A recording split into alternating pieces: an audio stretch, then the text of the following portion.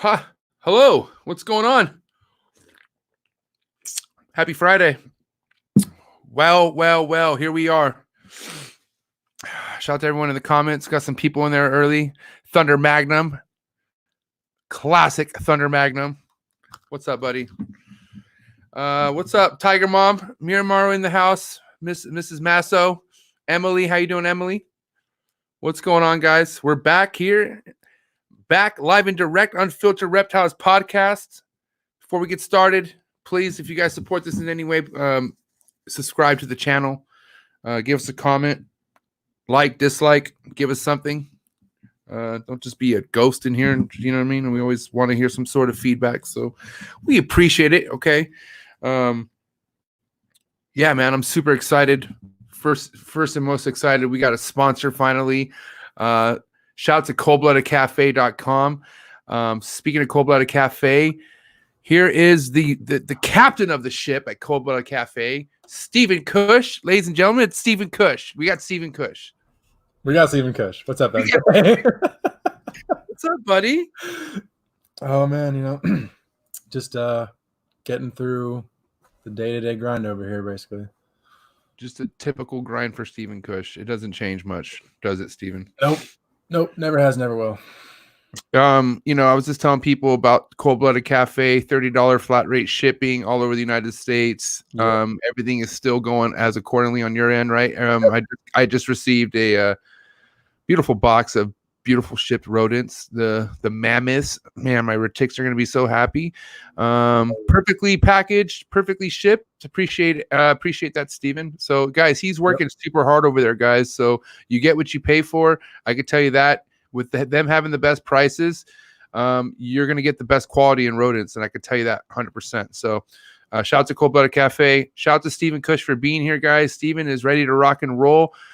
He is super excited for tonight's guest. I think everyone's excited for tonight's guest. One we've been talking about for a long time. I know when the podcast was first thought of, you know, Forrest, one of his people who wanted on immediately, you know, we talked about it. He's like, no, Ryan, like that's one of the first guests. And I don't think either of us could have agreed more. 100%. That was somebody, like I said, you know, Forrest's eyes got like this big, you know, when we talk about bringing Ryan on. I don't know if he had a thing for Ryan. I'm not too sure.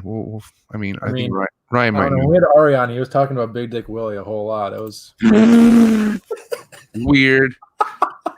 That's so funny, that was an awesome episode. Yeah, guys. Okay, so great show tonight. We're so excited to get rocking and rolling here, man, on this Friday night. I'm super stoked because this he's native to me, man. You know, once you hear him talking, you can tell he's not from California, but the dude is legit as hell. I'm excited to bring him on. Steven's excited to bring him on. Let's just bring this fucker on now, man. Let's welcome Ryan Wolleson out of San Diego, California. What's up, bro? What's happening? I feel a little bit out of it. My back wall needs like a big poster or something. You need a Miss Willie line, like a big, big emerald. Miss Willie line. It's all you need. It'd be a done deal. So have it for the next episode when we bring you on next time. We appreciate it for sure. Well, according to the auction right now, I should have like a tree monitor. I'm winning that tree monitor auction, you know, with all the little baby tree monitors Forrest and Desiree are holding. That's pretty sweet. So I had to put in some money on that. So are you pretty much high on the top of the bids right there? Are you thinking you're going to take that one home? I think so. I mean, we'll see what happens after tonight and I run my big mouth, right? All right. So real quick, Ryan, for the most part, people know what it is that you're known for, what you work with. But for other people who don't really know what it is that you're all about, kind of give us a little history. You know, like what, you know, as far as, you know, if you have like a company name, what's the name you go by? But more importantly, what is it that you work with, and you know, and that stuff. If you don't mind giving us a quick little breakdown on that. Oh, for sure. Yeah, I'll pretty much go by Reptiles Wild. But my main focus has really been the Miss Willie line stuff. And that's kind of where, Forrest and I really, kind of kicked it off. I mean, he's got some amazing animals. So it was always a blast when he would come out here because it's like, same enthusiastic dude and being able to just kind of bounce ideas off each other and husbandry and stuff. So, but I grew up in Ohio, so I pretty much always been around reptiles and stuff. It's kind of funny to say in Ohio, but we had like spring peepers and salamanders and stuff we catch in the creek, and so it's always a lot of fun. Toads, of course, like take toad to church, got me in trouble, and all that fun. So that's awesome. So, I mean, back in Ohio, were you into like the snakes at the caliber that you're into now? Like, were you into designers and like really so the boreals? Right on. So when I was in Ohio, Dad was like, no snake is coming into my house. So it's kind of funny that now that I'm older, we got own house and stuff. Now, guess what? It's like mostly snakes. So I don't know what happened there, but yeah, when I was little, man, it was like, I had like red-eared sliders, green iguanas, bearded dragons, frilled dragons, that kind of stuff. So the emeralds are really kind of what kicked it all off. When I was living in Ohio, I used to go, this is kind of a few years later, but I used to go to all the reptile shows, and they have them like once a month. And, back in that day and age, it was all about like, how many different animals can you take care of or can you get? It wasn't so much like all the color morphs and stuff like there is now. Yeah. So you kind of had to wait till either a show or, Reptiles magazine came out with like a list of everything that was going on. You're trying to hit that up to see what you could go and get. So, I mean, I've been through dart frogs. I was on a big chameleon kick for a while. When I always kind of had chameleons in Ohio, but when I first went to Dallas is when I really kind of blew up because, I wanted to get to a reptile type state. It's always a little warmer, and I just assumed that there'd just be reptiles everywhere, like coming from Ohio, nice and cold. And I'm like, man, there's barely any shows out here. I was wondering what was going on. In Ohio is like once a month. I go out to Dallas and it's like a couple times a year and maybe little small shows here and there. Yeah. But it was really cool because I just kept all my chameleons out on the back patio. I had like mellors and carpets and veils and panthers and all kinds of stuff. So that was kind of like my thing then, as well as the tree monitors that I had brought from Ohio. I was like big into blue tree monitors. Finally spent the cash on them and brought them with me out to Dallas. So that was like 10 years ago or something like that now. And then I just recently got back into those guys too. So that's been a lot of fun. Nice. So it's kind of fluctuated a little bit. I get things here and there. I actually had chondros first before I started with emeralds. I just had, a little BIAC, a little wild caught neonate or whatever it was. Nice. Probably captive hatch, but yeah. So, and then the emeralds, once I got my first pair, it kind of just took off from there. So, let me ask you this, because I mean, you just bred you had a chondro clutch last year, right? Was it Aru's? What was the? Yeah, it was a Ruru. Yeah, pairing. Yeah. And I moved those eggs, and that was a bad idea. I don't know what it was, but they just all came out all messed up. So it must have been right at that stage in their development where I really messed them up. So they actually never really made it full term. Damn. So I was kind of bummed out about that. So I did pair that pair back up again this year. And there's been like locks here and there, but nothing really substantial. So I'm just kind of still cruising along with it, see what happens. But yeah, the high white Aru, that one female I have is really, really nice. What are your adults imports or the captive bred? Yeah, these guys are imports. I do have a captive bred animal as well, and I actually haven't probed that animal yet, so I'm not quite sure on my right now it's 1.1.1. Yeah. So, what are your thoughts on the kind of the whole phenomenon of the captive bred ones not having that high white phenotype generally, even if they come from really extreme parents?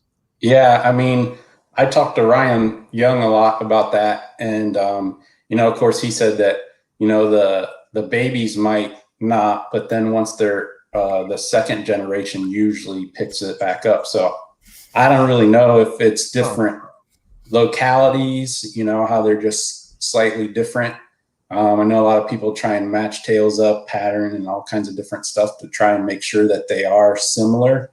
But yeah, man, I haven't really dug into that enough to know, you know, if it's diet related. I mean, it's kind of rough. In captivity, we're basically just stuck on, you know, rodents for the most part is the most stable one. I mean, there's chicks and stuff like that as well, but you know, normally they'd be getting lizards and all kinds of other stuff that we just can't really provide. So I know some keepers have been supplementing the rodents, but Yeah. Hey, Ryan, I had a quick question for you. At what point in your reptile keeping career did you realize emerald was the one? Like, you're like, dude, this is it. You know what I mean? Like, because I mean, you do like chondros too, obviously, but like emeralds, right? That's your stamp, I feel like. So yeah. When did that happen? Let's see. I'm trying to think of when well, it was probably when my pair first produced. You know, from there, it kind of really blew up because I had all these babies and stuff to, you know, and then that's when, because I've always kind of stuck to myself. I've never really done the social media thing a ton until all this stuff kind of blew up. And so like my first litter really kind of had made me have to kind of reach out, and it just kind of build it up, you know, my passion for them, I guess. Or, you know, it's cool when you start talking to other people that are, you start bouncing ideas off each other, you get like all excited and stuff. And so that's kind of, I think, what started it. And then I started getting a little bit more because now I have the money from the babies, and that stuff. But I think what really took it off is when I bought my first Willie female. Actually, Willie, Miss Willie was the grand dam to this female that I have that's been producing for me. Yeah. And for those that don't know Miss Willie line, I mean, if you know Rico Wilder, Signal Herp, you know, that was one of his animals that really produced just some knockout stuff. So that, you know, a lot of high white, real wide bands, white to the head. And so, yeah, so that, you know, once I acquired a pair there, actually the male wasn't a Willie line. But the female was, and then I saw the babies come out. I mean, it's just like, okay, this is what we're doing. Yeah. So yeah, sure. Damn, that's so wild, man. So let's just talk about Rico, man. What's your relationship to him? I mean, because I mean, you've been, like you said, you've been keeping, you know, reptiles for a while. At what point did you cross paths with Rico? Like, when did that happen in your life? Yeah, man. The unfortunate part is I actually never got to talk to Rico. I never met him, any of that stuff. So that's kind of the big bummer part of it was. And I mean, that was the other cool thing about Forrest is like, you know, we would just talk about, and I just be like, well, what, you know, because he knew Rico and he talked to Rico. And so I just always be like, hey, man, what did he tell you about this? Or, you know, I'm just always trying to see what people have learned over the years about these guys, because, you know, if you're not learning, there's, you know, you're kind of just stagnant. So, so yeah, so that was the unfortunate part. I just can appreciate all the work he's put into it. I mean, I think I was on his website like constantly every day for like months and months. I mean, people tease me all the time, like, hey, you probably know what this pairing is. And they like give me their number and I'd be like, oh yeah, I've got one of those. So it was always kind of fun. But. So the scale Rico was running, let's just for emeralds, is that something that you kind of strive to achieve, where, you know, he could be in the position to produce 10 litters in a year, or do you like to keep it kind of on the smaller side and really focus on specific litters? Yeah, I mean, I travel a lot just for fun. So that always kind of limits me on what I'm doing. Sure. And so I really haven't gone much further outside the boxes than like 2 litters a year. And usually it's about 1. Yeah. So yeah, if I was wanting to put in a lot of time, or like I could just totally do it full time, that would be probably something that I could really definitely dive into. Yeah. I mean, so that's the unfortunate part, but. I mean, is that something that is, you know, appealing to you at some point, full time with breeding emeralds? I don't know if it ever would be. Yeah. Yeah. It's kind of nice. I mean, I love the guys and everything, but I also like life outside the the reptile room too. So That's it's good to have. yeah. It's nice to have that balance because I think, and I kind of ran into this right when I kind of really started getting into emeralds like crazy. Is they take so much. Well, not a lot of time, but when you have a lot of animals, they do. And then you start getting burnt out. And I'm like, oh, I don't really want to be in this spot either. So I kind of want to be in that spot where, I can really enjoy the animals, enjoy breeding them, but maybe not necessarily blow it up in this huge business or anything along those lines. So, Right. yeah. Yeah, I know there's always that balance there that's, everyone's always chasing that dream. But once you're there, it's, you're like, well, do I want to be back where I was before? But Exactly. there's always that debate. I don't know if there's really an answer to it, but every now and then, I look around and I'm like, damn, balance sounds a little nice right now, but right. Especially for you, Steven. Jeez, bro, your plate is bigger than most, like a lot most others, bro. So having had a day off in a year. Yeah, Steven, he's riding it till the wheels fall off. Let's see. So, all right, Ryan. So, emeralds, you've been breeding for what? This is your what year breeding emeralds? Let's see. So you'll enjoy this. My first litter was actually when I came to San Diego. I've been here for 7 years now. Okay. So that was my first litter of them. I kept them for the 5 years I was in Dallas. And so let's see, I think I'm on 8 litters, something like that. Nice. So, yeah. And then your whole preparation going into breeding emeralds, you've been keeping them in Dallas, you moved to San Diego.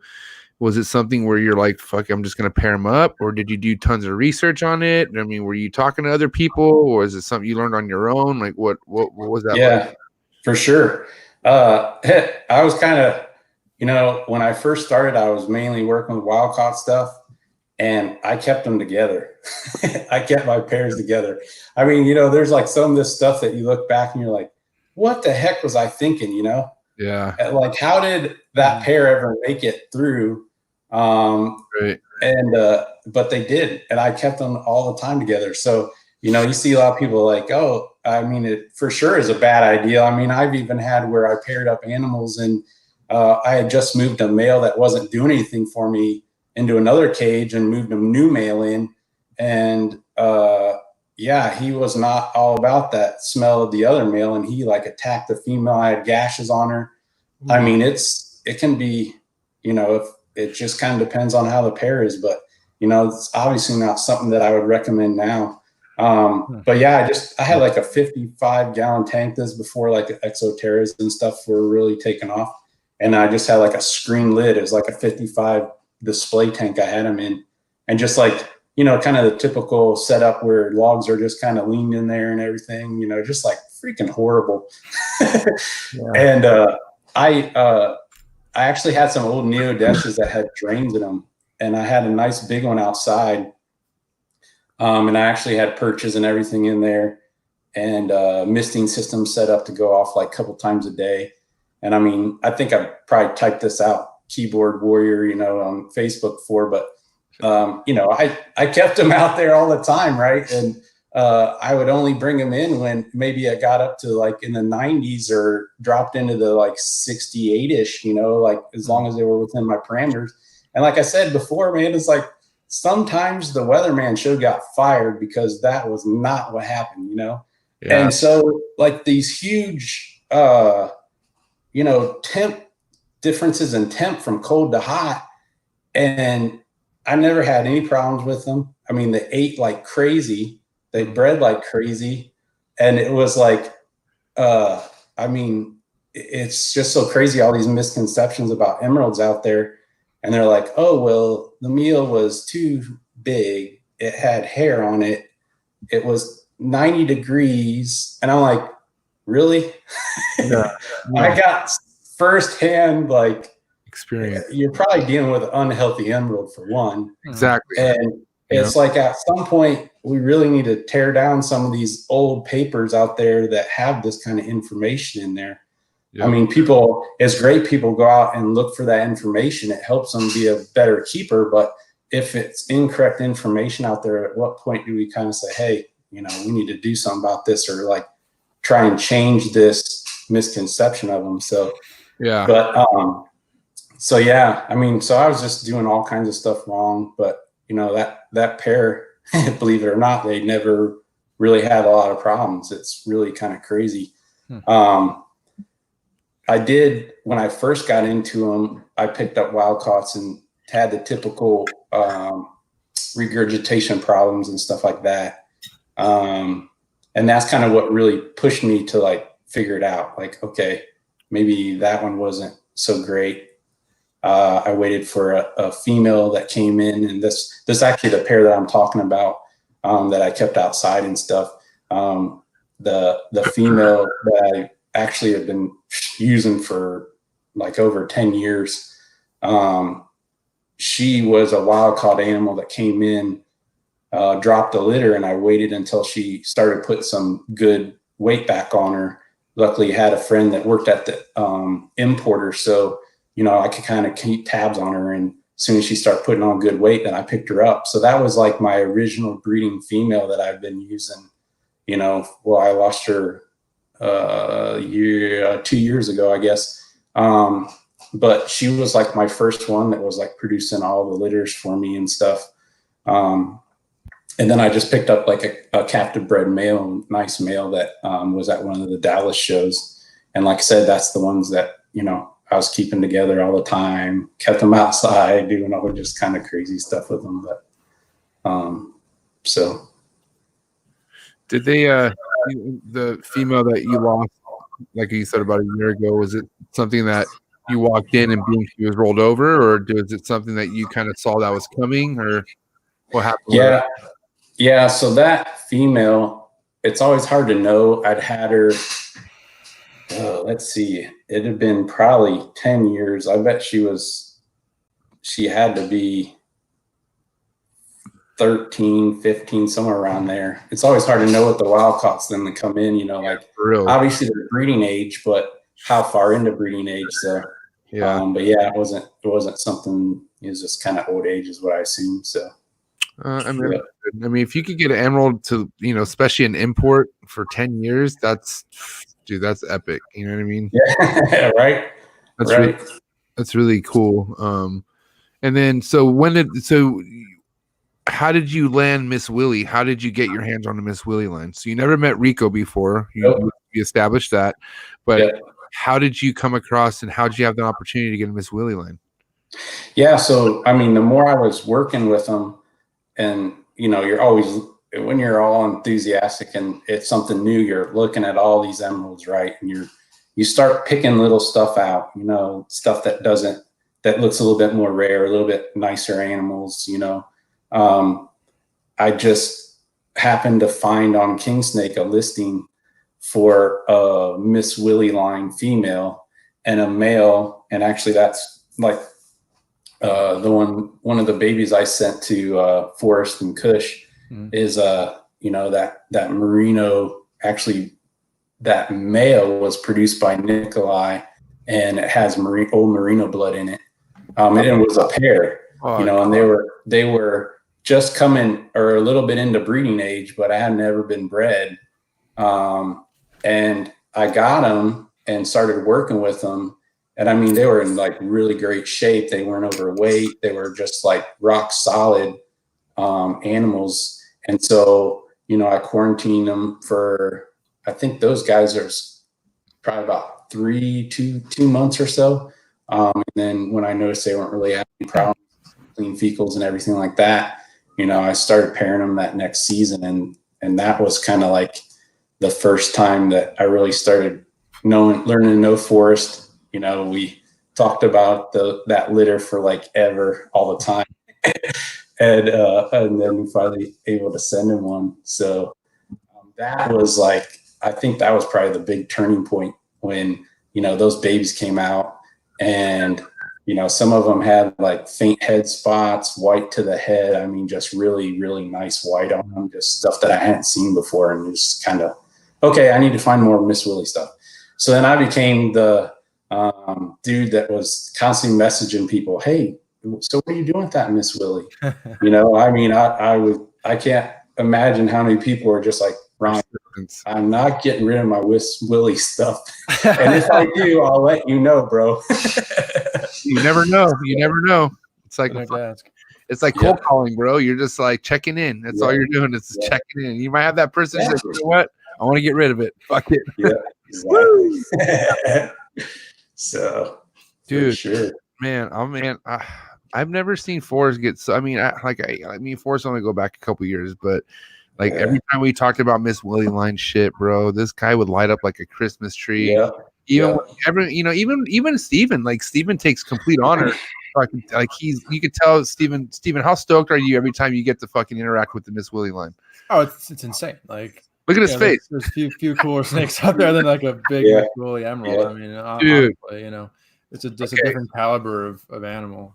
Let's talk about the time I was super butthurt because the first time Steven and Forrest were supposed to come visit me, they went to the zoo. That's respectable. Okay, they got fucking backstage entrance to the zoo, hanging out with Bolins and shit. Can't be mad at that. And then Forrest is like, yeah, we're gonna come by as soon as we're done with the zoo. Next thing you know, it's like 9:30 at night, and I'm like, I don't think he's coming. He's not coming. I don't think he's coming. And I was like, you know what, bro? Don't worry. He's like, yeah, man, next time. And as soon as I say next time, I see a story post. And where do you think that story's at? Fucking Ryan Wolleson's house, dude. And I was like, oh my god, these sick son of a bitches. I can't be mad at that. That's like his Disneyland, bro. So I was like, you know what I mean? But I was just mad. I was like, why wouldn't they invite me? But dude, don't even worry about it. Listen. Yeah.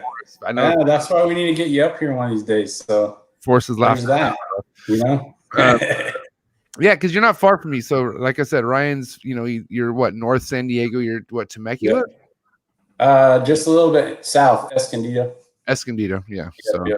Me and Ryan are gonna do a lunch date. We're gonna meet up in Mission Valley or someplace and have. Yeah, I think actually I already tried to do it, and someone had a podcast he was on. He's like the podcast king right now. I'm like, what is this guy? He's like every night. Do you sleep, dude, or what? Listen, dude, fucking, I'm just writing. I'm doing what Forrest wanted me to do, bro. He said, he's like, motherfuckers need to learn. They need to hear. So, I mean. Getting you on here, bro. I mean, I don't care if I had 20 million podcasts. I would have to stay awake for this one, bro, because this is too good. Oh man, this is really. Hey, buddy, your check's in the mail. No, thanks for the shout out. I want to hear the emerald. I want to say, here's your tracking number. Fucking, here's your here's your Neonet coming in the mail. That's what I want to hear. After right. I've been on Ryan's waiting list for quite some time, but listen, the patience is key, guys. Patience is key. It is what it is. If you really want something, you'll wait for it. Bottom line. Man, so there's a bunch of questions right now in the comments. Stuff that I'm already wanting to bring up. Let's talk about regurgitation. Okay, so we were talking about wild caught stuff, import stuff. For the most part, they say, keep them on smaller meals, but emeralds could actually handle big meals. Like a healthy emerald can handle a normal size, meal. You don't have to keep it smaller, right? But can you bounce back? Can you get an emerald bounce back from regurgitation? In your opinion, what do you think? What do you think on that?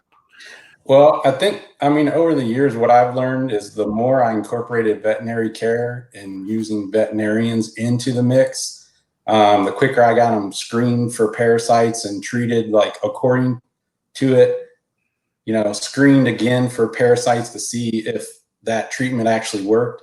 The more I kind of went down that path, the more success there was. I think a lot has to do with, well, why is it doing it? And the only way you can find that out is through diagnostics. I mean, if you're not using a vet with wild caughts, especially working up your, your problematic wild caughts, there's no other way to do it. If it's parasite related and it's something that hasn't been going on for that long, I mean, I guess it depends. I mean, maybe. It tends to be no, honestly. It tends to be no. But I think a lot of things that get missed are a lot of protozoal infections. You know, a lot of the vets are great for their fecal floats, and that picks up a decent number of just the ova and stuff, the actual parasites, the parasites' eggs. And so I think they really base their treatments off of that, but you also need to do a direct as well, and that kind of where you pick up your protozoa. And the fresher the sample, the better you are at picking a lot of that stuff up. Yeah. And so, and it's, you know, it's not just this shotgun treatment of like, hey, let's give them all these meds. I mean, in my opinion, you know, that they already have these digestive issues or can have. Yeah. You don't want to just start pumping them full of all kinds of stuff and not dosing them correctly. And you just really need a veterinarian to help you through all that stuff. I mean, if you're, you know, acclimating a wild caught without using them, veterinarian, it's just, you know, most of them need that. So do you feel that historically a lot of these cases of regurg are cryptosporidium based, or you know, the avian chlamydia I know has been a theory for a while. Yeah. What are your thoughts on that with the I feel like it depends who it's coming from. You know, if they're just moving tons of emeralds through all the time, I mean, it's just a numbers game, right? Sooner or later, one of them is going to have that. And, you know, those that might not know crypto, it's extremely tough to kill. I mean, there's really only a few chemicals out there that'll even do it. And half the time it's contact time. And then if you miss, say you do everything you possibly can and you miss one spot, if for whatever reason that animal flicks its tongue, picks that little oocyst up, I mean, you just start the ball rolling, you know, it just goes from there. So, you know, bringing in the wild caught stuff, it's really hard. I know it's always a numbers game too. In my opinion, if I was ever bringing in wild caught stuff, I'd use disposable bowls, disposable perches, disposable caging, like, you know, and then after each emerald came through, you just have to toss them. I mean, you might not have a problem, but once you start reusing a lot of that stuff, if you have crypto, you're just gonna just paint the canvas all the way across the board. So I think for sure that's one of them. I think it's hard to draw conclusions to just to one conclusion, you know, like a straight line to a conclusion. Right. There's so many things out there and I think we really need to start using veterinarians more to diagnose what the problem is, to really get a good understanding. You know, if you don't know what you're dealing with,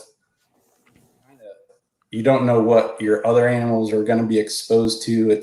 I mean, if you have a large collection, you can't really not screen them and be comfortable with bringing them in. I mean, the other animals have to be worth something as well. So, yeah. So, you know, if you were to bring in a wild caught animal, let's say this one of a kind animal, you can't pass it up. What's your exact process going to be from acquiring that animal to, if possible, entering it into your permanent collection?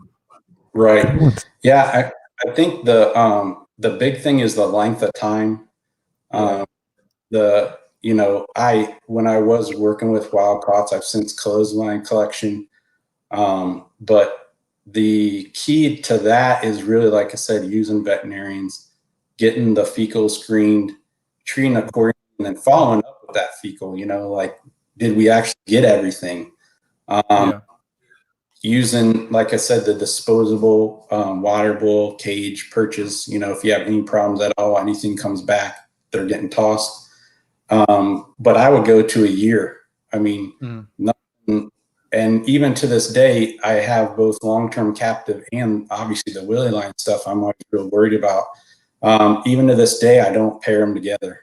You know, I know Rico used to use some wild caughts in with, I mean, Miss Willie was a wild caught. So,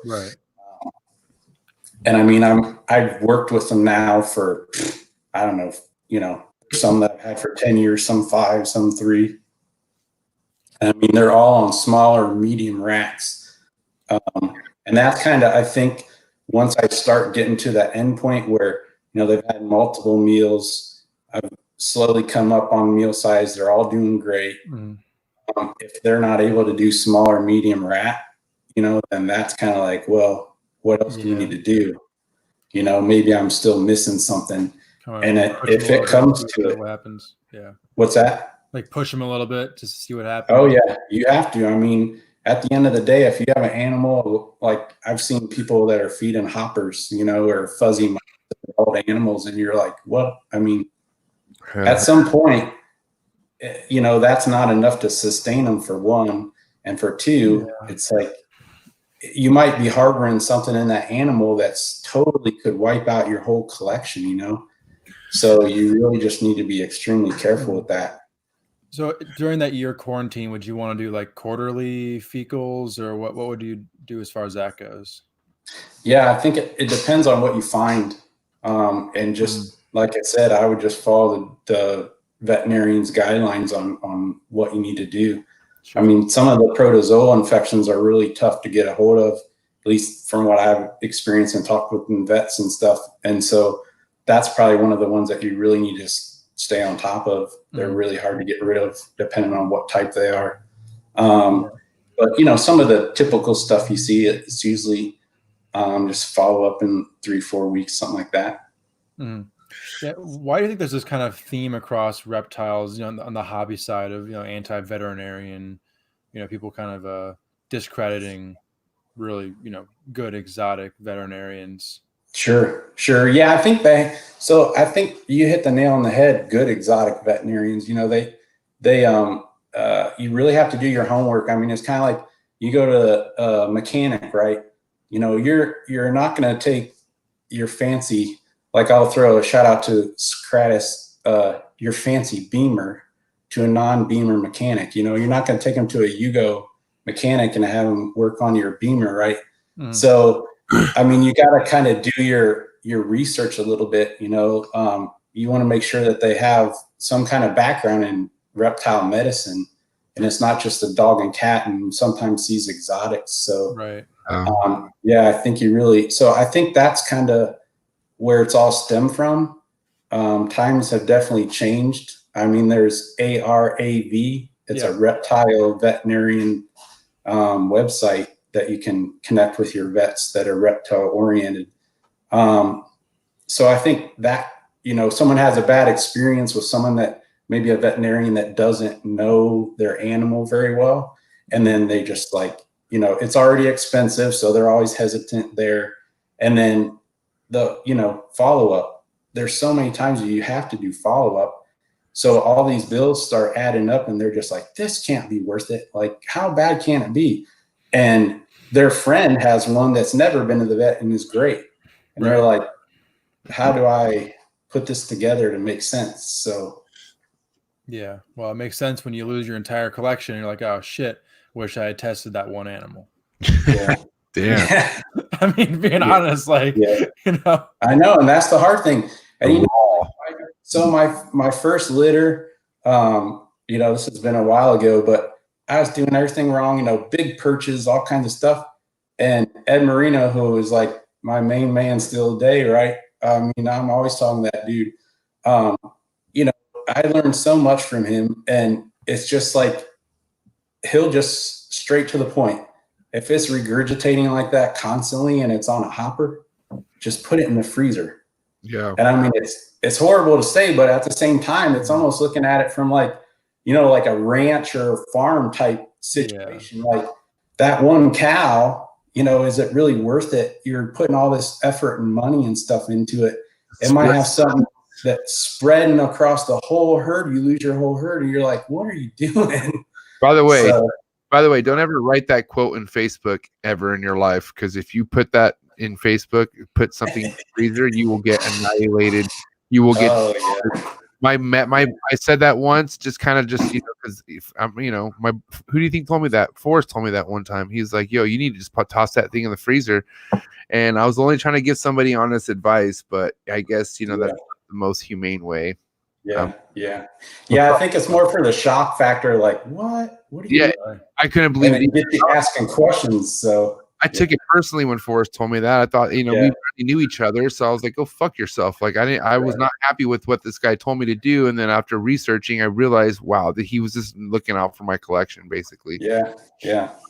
It's just a fucking raw truth. Like that's just a truth you don't. That's the thing about keeping emeralds and fucking arboreals, like or chondros. It's like you get the kind of truth you just don't want to have to admit to see, and it's just it forces it down your throat, and you fucking just sucks, bro. Yeah, that first time you gotta freeze something, makes you really think about doing that. Hey, that $40 NITO test, or quarantine that thing a little bit better. Okay, but it's not $40. Okay, I'll tell you what.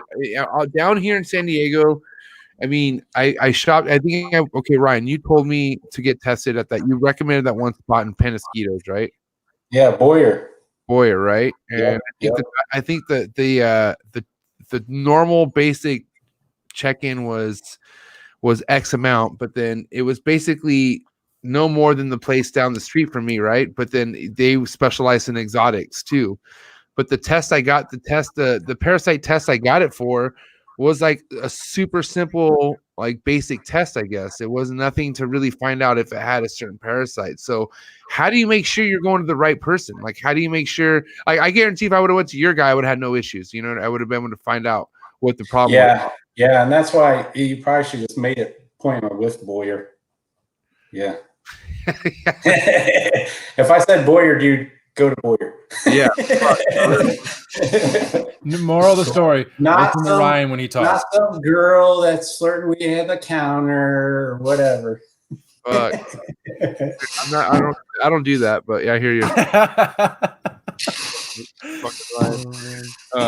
Get that cord out of my face. To anybody out there, though, that's really a good point, though, is if you are looking for an exotic vet in your area and you don't have a good recommendation, reach out to other keepers in your area that are more experienced than you, have been in the game longer, and see who they recommend. Because there are a lot of places where it's kind of like a desert for good veterinary care. I know there are some vets where you can actually ship an animal to them as well. Right. So it's out there. It's difficult. I really hope personally, I know a lot of people do, that good reptile specific veterinarians pop up more across the US, especially in areas where there isn't as much of a I don't want to say supply of vets, but there aren't too many good exotic reptile vets. That's why whenever I talk to somebody who's like, I'm a vet student or want to get into it, it's like that's as far as an untapped area, reptile specific veterinarians, there aren't very many good ones out there, and there's a lot of good resources for like mentorship and good programs or whatnot. Yep, for sure. Ryan, real quick, I mean, I know you've been in the game for quite some time, so what's your relation to vets and stuff like that? I mean, have you had any experience kind of seeing how that works and stuff like that? Like, I know you have the vet that you referred me to, but do you like have you had an in-depth look on how they work and stuff, like when it comes to doing tests and stuff on animals? No, I mean, I think with the emerald side of stuff, it's good to get like an exam initially, and then when you actually get a fecal, take it into them. So like once you've had the first visit, usually they'll be good with you bringing in a second one. But everything I've learned is just from talking with them and treating my own personal animals and stuff.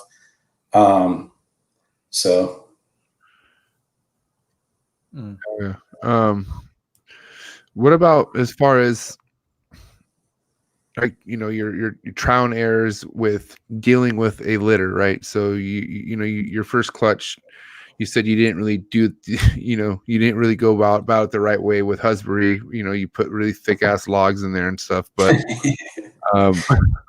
what about the feeding and stuff, man? Like what, give us the like, how'd you figure all that out? I mean, because these aren't shout out to people who breed ball pythons, but these aren't fucking ball pythons. Like, it's not easy. Like it's a niche behind it, right? So for sure. Yeah, man, I'm telling you, that's where Marina came in. That's where the whole relationship started. I mean, that dude is worth his weight in gold to me. He's just, and you got to call him.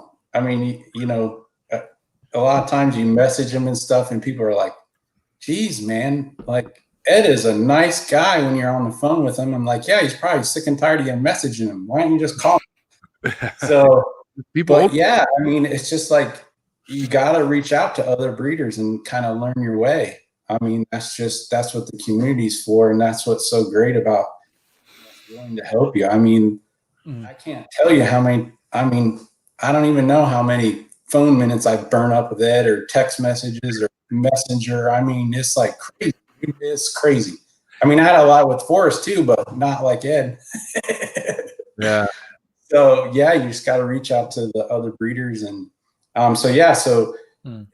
you know, he originally said, "Hey, don't put them on perches that side. You'll fuck their tails up." And I'm like, "What?" So it freaked me out, right? So I reached out to him, Messenger. Repeat that one more time. Don't what?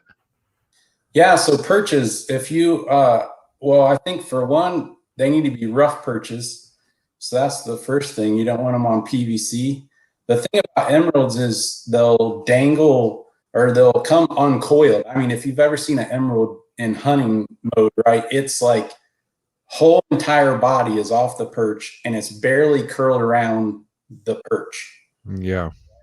And then they're S position. So that branch or that perch or whatever needs to be rough for one, so they have grip, but also needs to be small. You know, in the wild, if you've seen them in a lot of the wild emeralds and pictures and stuff, the perches are like half the size of their body that they usually stick out. Yeah. I mean, they might not always be on those, but generally that's typically what you see them on, is like at least equal to their body width or half of that. So if they don't have that to secure to, they can actually damage their tails. And you don't really typically see it until they're older and they're, you know, bigger, more developed, and then you'll see these kinks in their tails. A lot of people were having a lot of trouble with, I think, some of the smoother, like, I don't remember if it was like Delarod or what, but I don't know if they didn't scratch them up good enough or what. But so that was kind of the first, like I said, first time that I started talking to Ed, and then like learning feeding techniques and all that kind of stuff. So that the issues with the tail, is it something that would affect breeding behavior, or just like a visual thing? What typically, what do you see there? I think it kind of depends on where the damage is, I guess.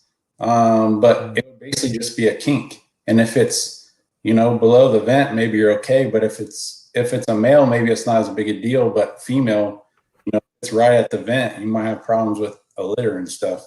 I mean, I've not personally seen it, because thankful to Ed, you know, he said something to me right away, and I was like, oh crap. So I've always been worried about that ever since. So like when I set my neonates up, you know, they're 15 quart Sterilite tubs, and I just use, I mean, I'm the cheap guy, so I just cut a bunch of plastic coat hangers up. But and I hot glue them into the edge of the tubs. The ones that I use have like a little ledge, so they fit in there perfectly. I mean, you've seen them, Steven, but yeah. So yeah, so they're nice and small. I haven't. Yeah, I know you haven't. Sorry, just because you're a podcast king, remember? Right. You don't have no time for me, bro. Oh, this is the time. Damn it. So, what do you use for your adult perches then? So I actually, when I first started, I was like on this big exoteric kick, like everything was in exos. And I mean, I've gotten so much flack for that, but it's what worked for me. And I've since started to get some of the PVC cages in, but honestly, I kind of still go back to the exos, as crazy as that sounds. Yeah. Now the difference for me, you know, why not? Yeah. Yeah. Well, I think the difference for me is I have them in a heated room. I maintain my temperatures just like Ed does, you know. I heat the whole room. So like it says, it's like one big cage. Yeah.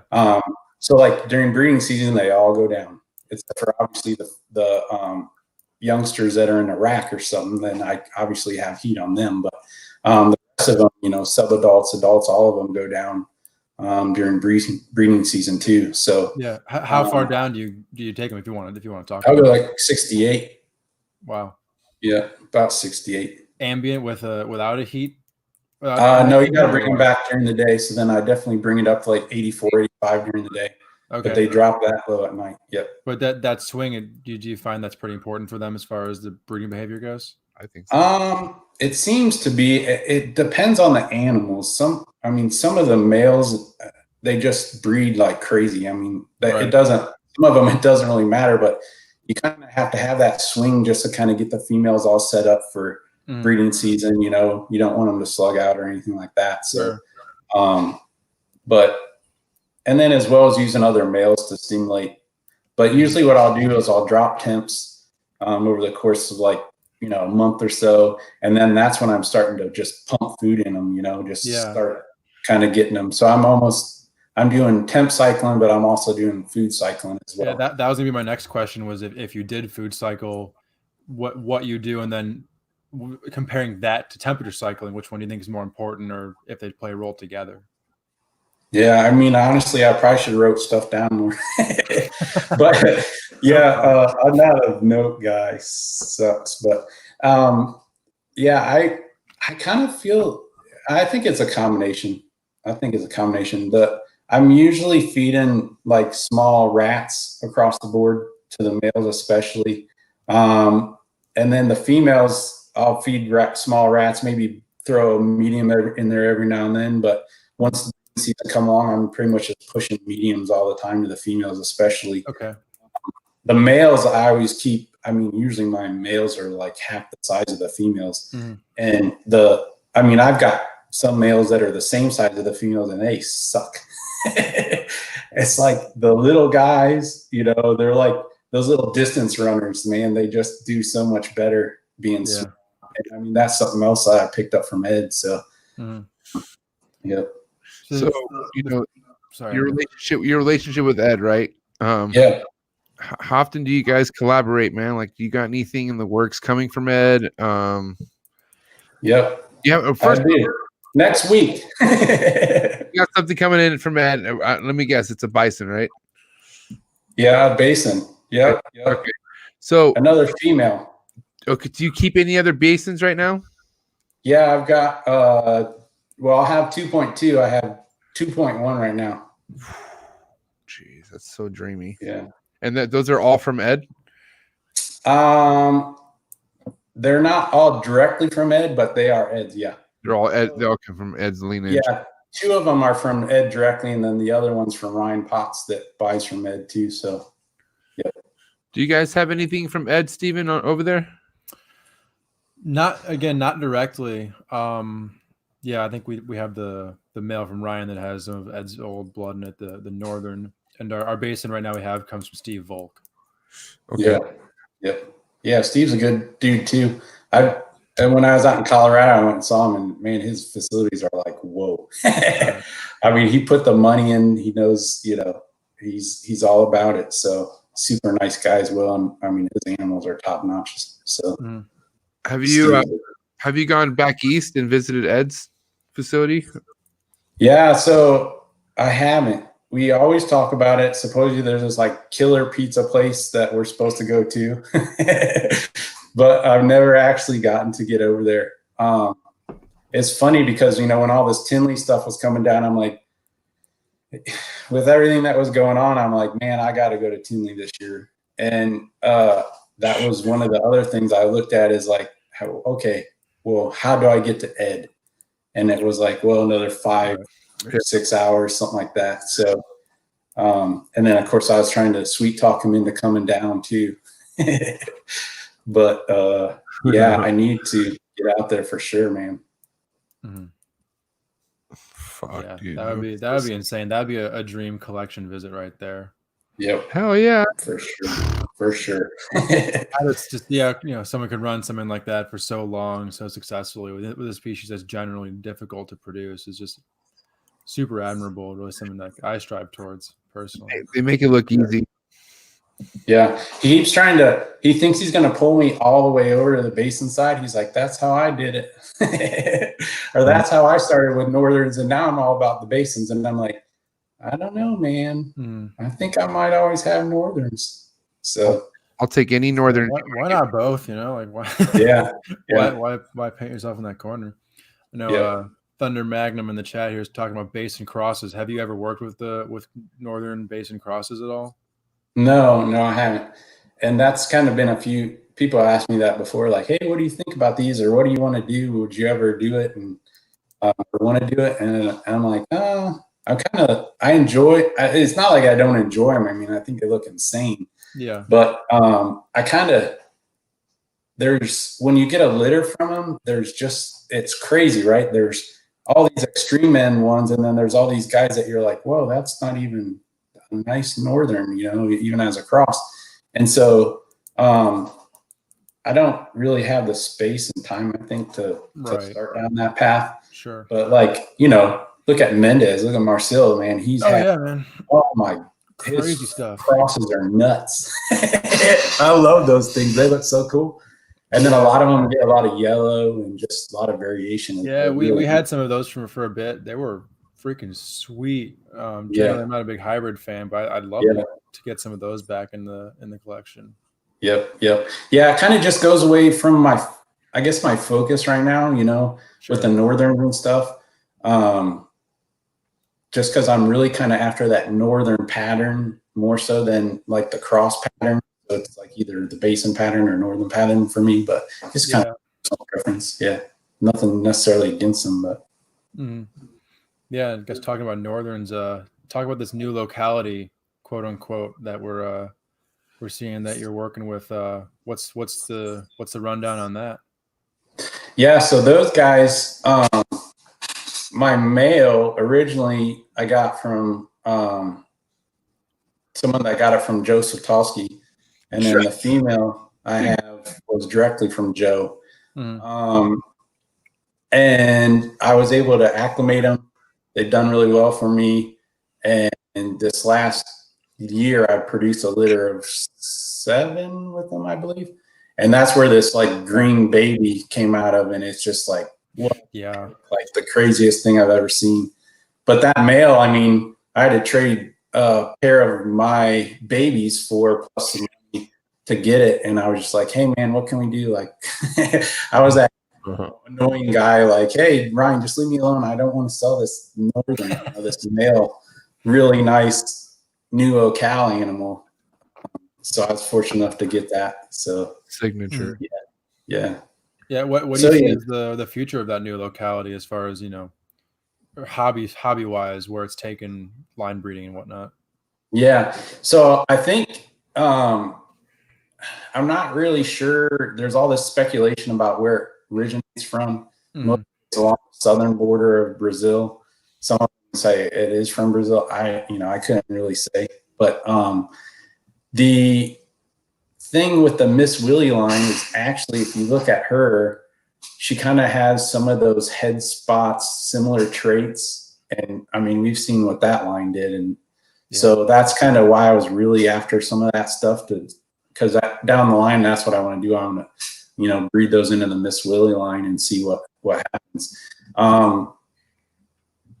So it's just kind of, it's hard to say, because if you look at like Ed Marino's work with Basins, right? He's been doing it forever and ever.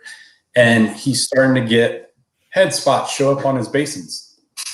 And it's just over time, I don't know if it's, they can only put so much white pattern wise on before it starts showing up on the head. I'm not really sure what all that entails, but I know that, like I said, Ed's had animals come out with head spots on them. I mean, there's one that's like a big checker. It's like a big check mark on top of its head.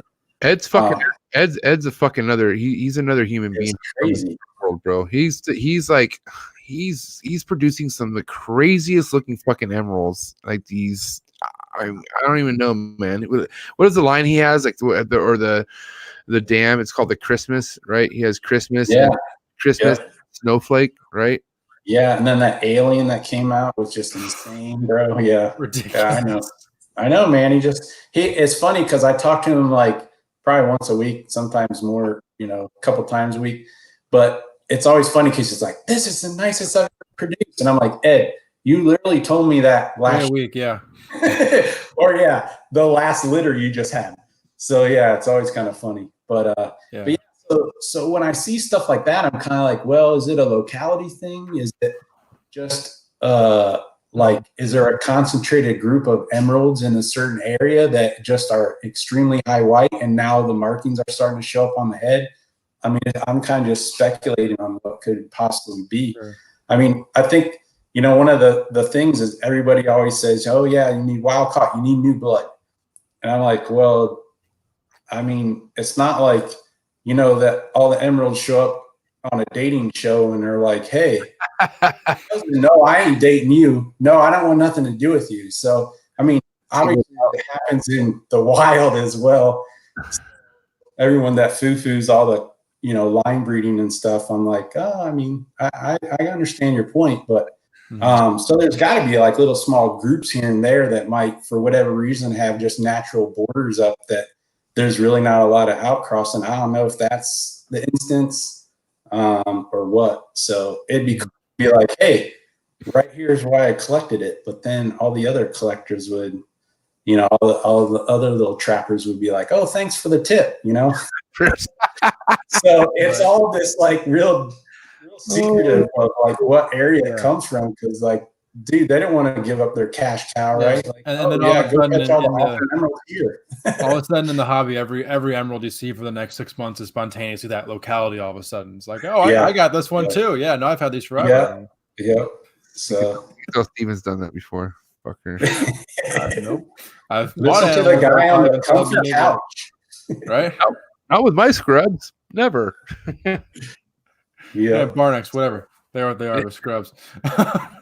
All right, cool, dude. So check it out.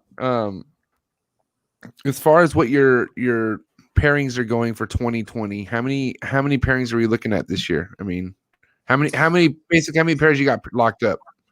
I've had like intermittent copulations. I went a little later this year, and I just really paired up 2 right now, and I'm still waiting on it. I've been trying to get this 07 Willie line female to do something. I mean, Steven saw her. She's the one that has all the little yellow dots all over. I mean, I've been trying to get her to do something for the longest time. The problem with acquiring a lot of the Willie stuff is, oh man, they were so overweight when I got them, and like put them on these huge diets, and and she's just, I still don't really have her where I want her to be, so I don't know if she'll ever do anything for me or not. Unlike my one that's been producing, I mean, she's in like perfect shape. So are you afraid of breeding her because she's too heavy? Like she has too much weight on her? No, I think that is one of the things.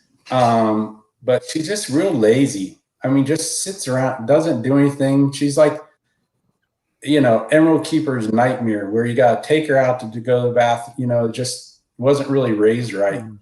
And that's another thing we should really talk about is, you know, that a lot of people have a problem with constipation in emeralds, you know, having a problem with them going to the bathroom, and just want to make sure that obviously you keep them well hydrated.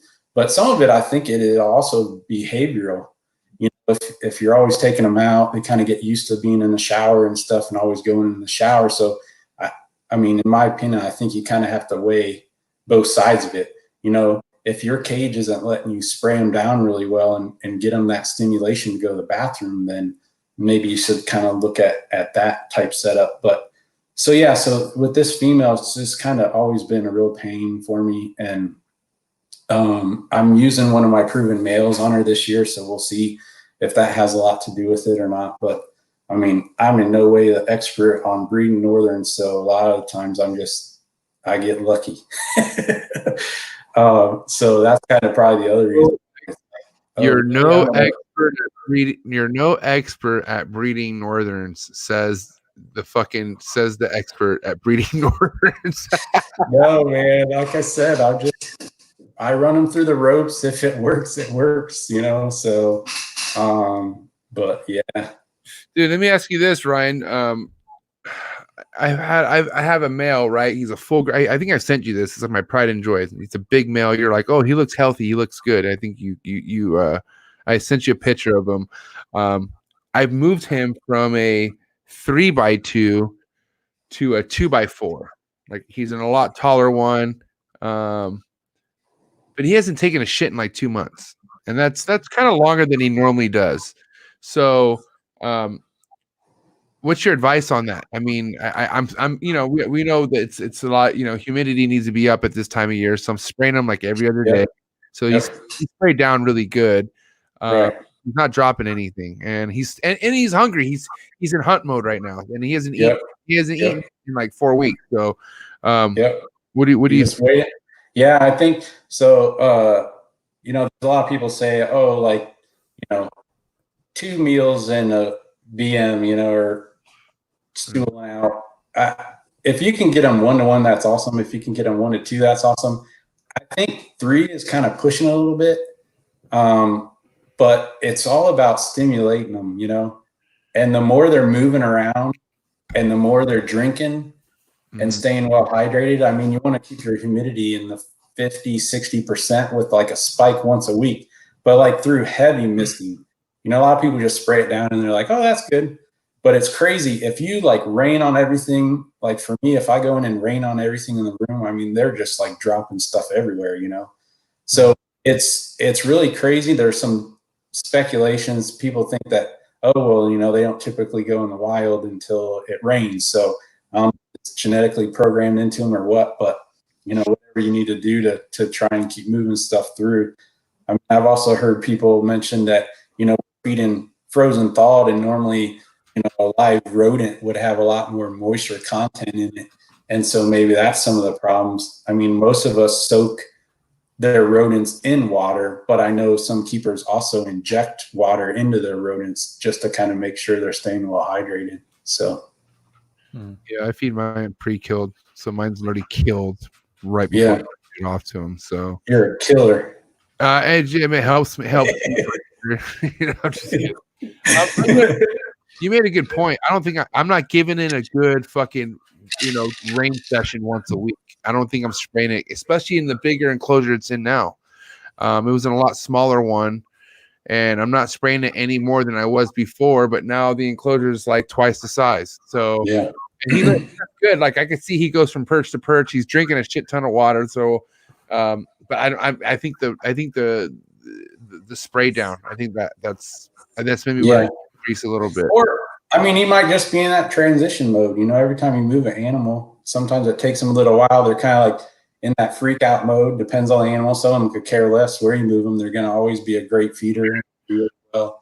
And then others, they're kind of, they just hunker down and kind of adjust and acclimate to that new enclosure. And then once you start seeing them moving around and everything a lot more, then typically you don't have a lot of those problems. So you could just be one of those things where new cage, he's kind of just chilling. He's not going and drinking. So he's maybe slightly dehydrated, just little things like that just over time, kind of hopefully self-correct. A lot of people, they have most of their water bowls on the floor. Normally I'll try and get an elevated water bowl, especially to like my females that are gravid, that are going through a gestation. And it's really important to keep them well hydrated. So, even if you can just move an animal, it's not really real active, putting that water bowl in, if you keep it there, great, but you want to just make sure they're moving.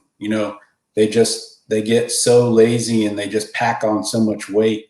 Yeah. If you feed them up a ton, it's pretty wild to see how big some of these emeralds can get.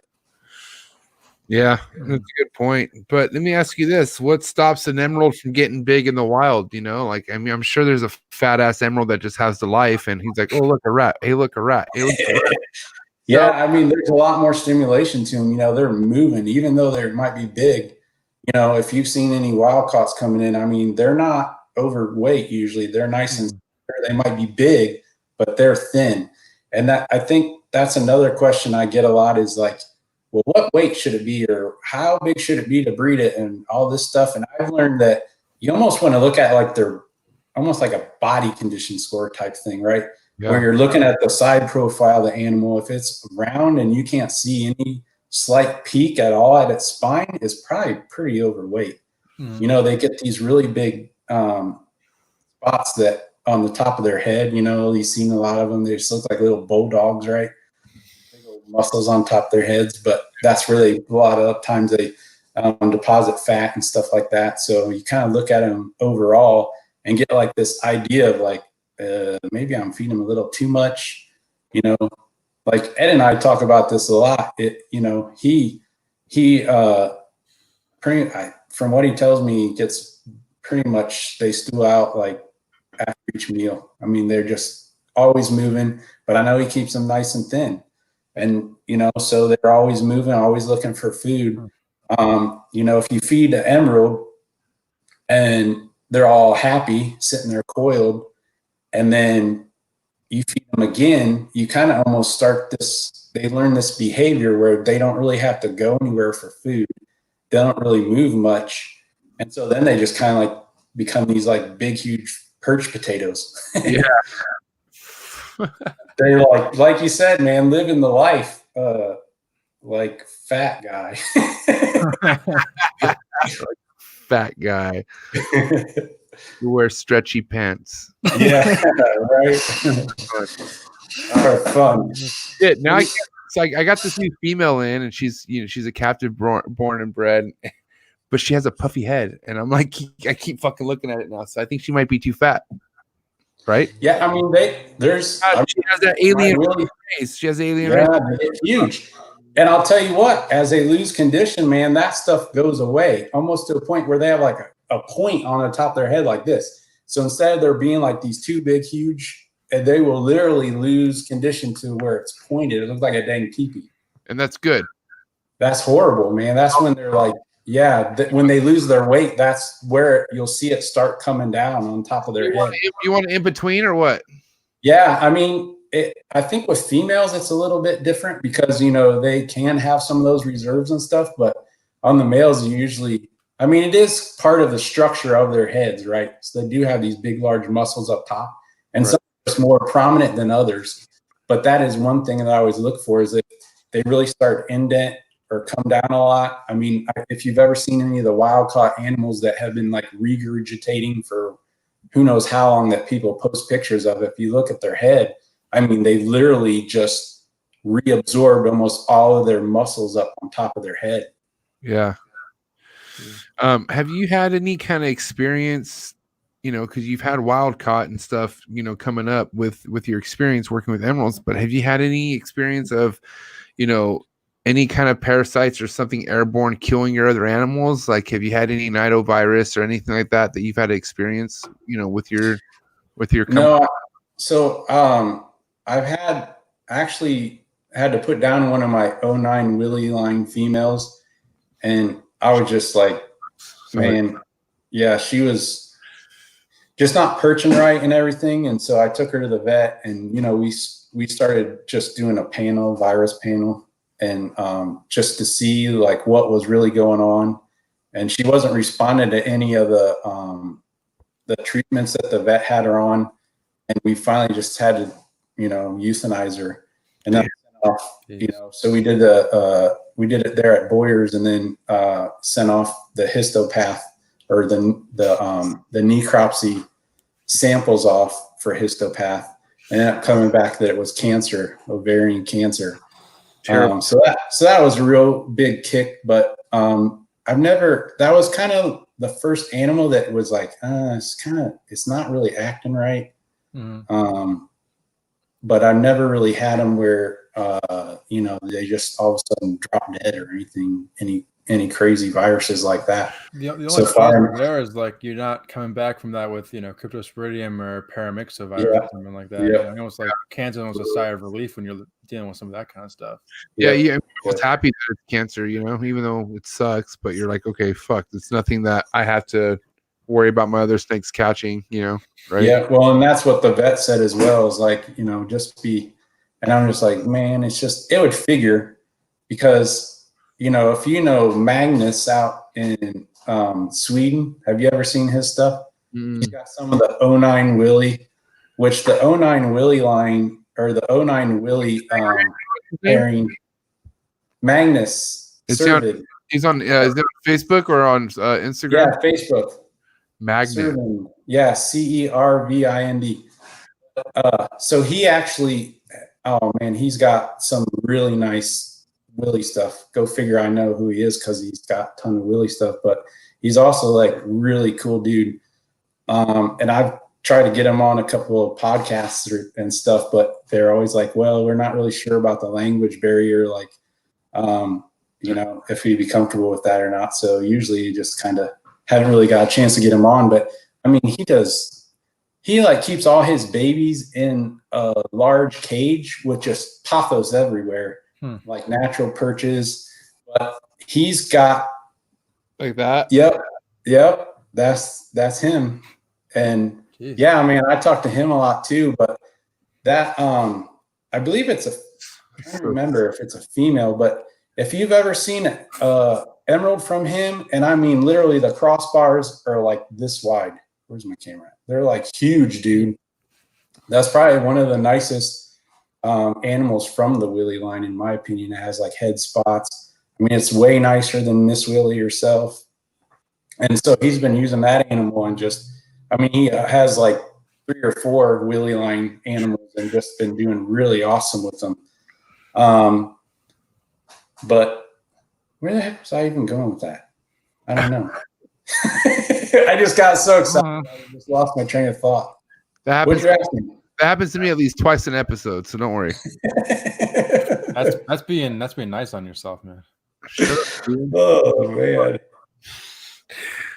Yeah, so do you want to finish that, Ryan, or I'm just kidding. Yeah, where are we going back? Good toast. Yep. All right, real quick. I just want a salad, bro. What? We've been having this Nacho Libre meme war, and it's been kind of fun. I've never met anyone to fucking love Nacho Libre as much as Ryan does, and I was like, oh my gosh, dude, that movie is awesome. Dude, and it's funny is because you just really have to understand it. I think sometimes you have to watch it more than once for sure to really like grasp it. Sure. But, it's like Napoleon Dynamite, you know? Yeah, it's a big deal.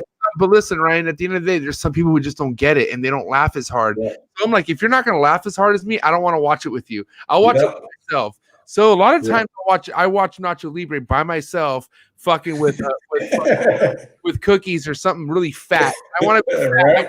Nacho Libre, or when I get bullied by Steven and I can't talk to nobody for a while, I just fucking lock myself in a room and I watch Nacho Libre with some Cheetos. For real. And just that sounds amazing, dude. You just let me know when the next watch party is. You know what I mean? as long as we say every line out loud together, we'll watch it. That's all right. That's my only thing. Steven doesn't watch movies. He has no idea who the fuck Jack Black, who even Jack Black is, probably. Right. You want to know something funny, Ryan? Steven doesn't even know who the fucking Teenage Mutant Ninja Turtles are. I'm not even joking. I know who they are. He's never familiar with it. Okay, turn it off. Turn off this podcast. I'm done. No. We're good. There you go. Who's that KUSH guy, anyways? You just Steven, come back, Steven. No, dude. Where'd I go? It's funny. I can let Steven bully me, but if I bully him, I feel like shit. You know. I don't know what to do. There's not a true bully at heart, then, man. Like, all right, so check this out, man. Me and Steven are super huge emerald enthusiasts. Like, we want to be able to successfully have, a fucking litter of emeralds someday, right? What's your advice for anybody who keeps emeralds, right? And they want to maybe someday breed emeralds, but they've never done it before. Obviously we know research is key, right? But other than that, like, what all do you think is important going into breeding emeralds? Other than what I mean, give us a little bit of insight on people who, because it's just not for everybody. I'm not gonna lie, guys. At the end of the day, breeding emeralds, it may not be for you, and you may love it, but this is coming from somebody who got it locked in. He got it dialed in. He's not perfect, like he says. I think he's perfect, but he doesn't claim to be perfect. But he also, I know you have some insight on that. So go ahead and break some of that down for me, if you don't mind. Yeah, I think, well, for one, it's all about, starting out with a healthy pair of emeralds. And the weight on them is, like we were talking about earlier, is huge. You don't want them overweight. Just feeding them up to the appropriate size and age to really breed. But if you're not starting out with some good, healthy animals, it's going to be I mean, you're already starting out behind the 8 ball, you know? So I wish I would have started out with a lot more babies from other people. Yeah. And kind of raised them up on my own. I mean, like I said, I was fortunate enough to get that pair that I got from Eli Carlson from King Snake. And I mean, that female is just like perfect, literally. And I hardly had to do anything with it. At the time, I was kind of at that point where I'd worked with a lot of wild caught stuff and just like had, you know, kind of decent amount of success with them, but also a lot of failure and stuff. And I was kind of just over it, you know. I had the one pair that was doing really well for me. But I was looking for a little bit nicer animals. And when I got a hold of those, it just really took off from there. So it's all about where you're getting the animals from, you know. Make sure you're doing your research on who you're getting them from. Find out not only like what do they have to say, but like what do other people have to say, and how long have those people you're talking to had emeralds? I mean, I personally learned that, and that's why I always ran the quarantine period when I was working with wild caughts a lot at that year mark. You know, the longer you have them, the more problems start showing up if they truly aren't healthy animals. So you really need to make sure you're going through the rigmarole. And that's not to say that all the captive bred stuff is always 100%, you know. Right. You also have to run quarantine on those as well. The one thing you don't want to do is just grab some emeralds and throw them together, you know. You'll see a lot of people, I've had people that are like, oh, you know, they're copulating, they're like super excited. And then all of a sudden they notice the male is not really keeping meals down. And I'm like, well, where'd this animal come from? Did you screen it? Did you throw them right together? And then before you know it, within a year's time, the female's doing it too. And then I've had the same thing happen to me. First pair of emeralds I had, that's exactly what happened to me. It's a nightmare. Start over, you know. Start over, bro. And it's a freaking hard pill to swallow. Yeah. And you know, you see so many wild caughts that people are scooping up. And I mean, I hate to say that they're horrible animals, because I've had some that are really great. I've had some that have done really well for me, some that did absolutely horrible. And then I'm always riding this fence, like, what do I say about those? You know, like, you need your veterinarian to screen them is basically it. But it's so heartbreaking after you put in all that time and money. And I think the problem there is that they are a lower price point. So people that are just starting out, they're not really looking to spend a lot of money, because they know they're going to make mistakes, and they're just looking for something that's not going to break the bank for them to learn on. And the wild caught ones are probably the worst ones to start with. I mean, I always tell people that, you know, you really want to just worry about husbandry when you're first starting out. You know, if you can get a nice, healthy animal that someone's even had for quite a few years, that's done really well, that has good weight, that eats regularly fecal output, kind of does, you know, everything it's supposed to do, that's like perfect to start with. The one thing you don't want to do is start with an animal that you have to run to the vet and you're not really sure if it's acting normal, or if this is like a normal thing with emeralds, or if it's just the wild caught thing. So it's kind of hard. So definitely reach out to the breeders. You know, they're the ones that have put in a lot of the time. Most all of us are like more than happy to help as much as we can. I mean, I can't imagine the number of emails that Ed's got over the years. You know, Keith McPete, we're constantly talking, really good dude that also works with emeralds. There are just so many guys, you know, like I'll talk to Marcel Mendez as well. He's always done really well with emeralds. So, you know, really do your research and understand like what have they put in to it. And don't start out as a numbers game, right? So, you know, a lot of people, they start out in this game and it's not for the enjoyment, it's for the price point, you know, what they can get out of each animal. And so that totally almost puts you on the opposite side of the fence from the get-go. You're just looking at it as you're not really getting the enjoyment out of it for the animals. And so a lot of times you're pushing them harder than you normally would instead of working with them like you would an animal that you really care about, you're really passionate about, and taking the time. Well, which brings me to my next subject here, Ryan. Facebook groups. Okay? Yeah. Listen, Oh wait, am I not supposed to laugh at that? Sorry. you can laugh. It's fucking kind of not funny, but you can laugh if you want, because here's my thing. I mean, you've coached me a lot. I'll tell you right now, I don't do good in Facebook, period. Okay. Yeah. Me neither sometimes, buddy, as you know. No, but Ryan, I remember one time there's been scenarios where I've talked to you personally, and like, you know, I've come kind of rash at certain people who were just really trying to educate me on things. But then I've had so many bad experiences where, you know, a simple question that's asked in a group, and I've had this done in even your group, in the Amazon Basin group, that a simple question asked, you get shitted on like if you're stupid, you know what I mean? Like if it's like, shame on you for asking such a question. So Yeah. what's your take on that? Like, how does somebody work around that? Because honestly, bro, like, look, I got things that I work on with my anger personally, but that's the kind of shit that Yeah. makes me want to just go fucking ape shit. I call people out. I want to meet up with them, and it gets bad. But I also want to learn too. At the end of the day, I just want to learn. But how do you, like, what can you do personally? Because you're an admin to that group, right? You're fucking, you see everything that goes on in that group.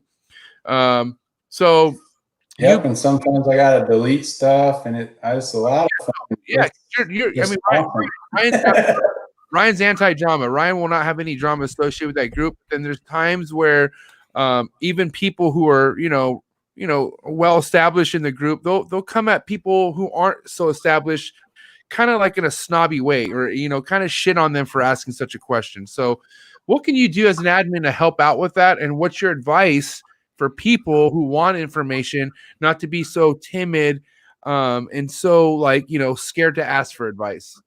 Yep. I know that's the hard part with the groups. You know, there's always these Facebook keyboard warriors that, you know, I've only been working with them for a short period of time, and so it's hard. I mean, you don't really understand where that person's coming from, or like their experience behind what they have to say, and everyone gets so, you know, fluffed up and mad so quick about stuff. I think personally, it's better to just reach out to the breeders. I know a lot of them that are just, you know, more than happy to help, but it's like everybody else starts chiming in, it's just like they get frustrated and they're just like, okay, I'm done. I mean, there's like a lot of times where, I mean, I don't necessarily respond to a lot of the stuff that's posted, because it's like we've gone through it so many different times. And I think that's where people get all frustrated.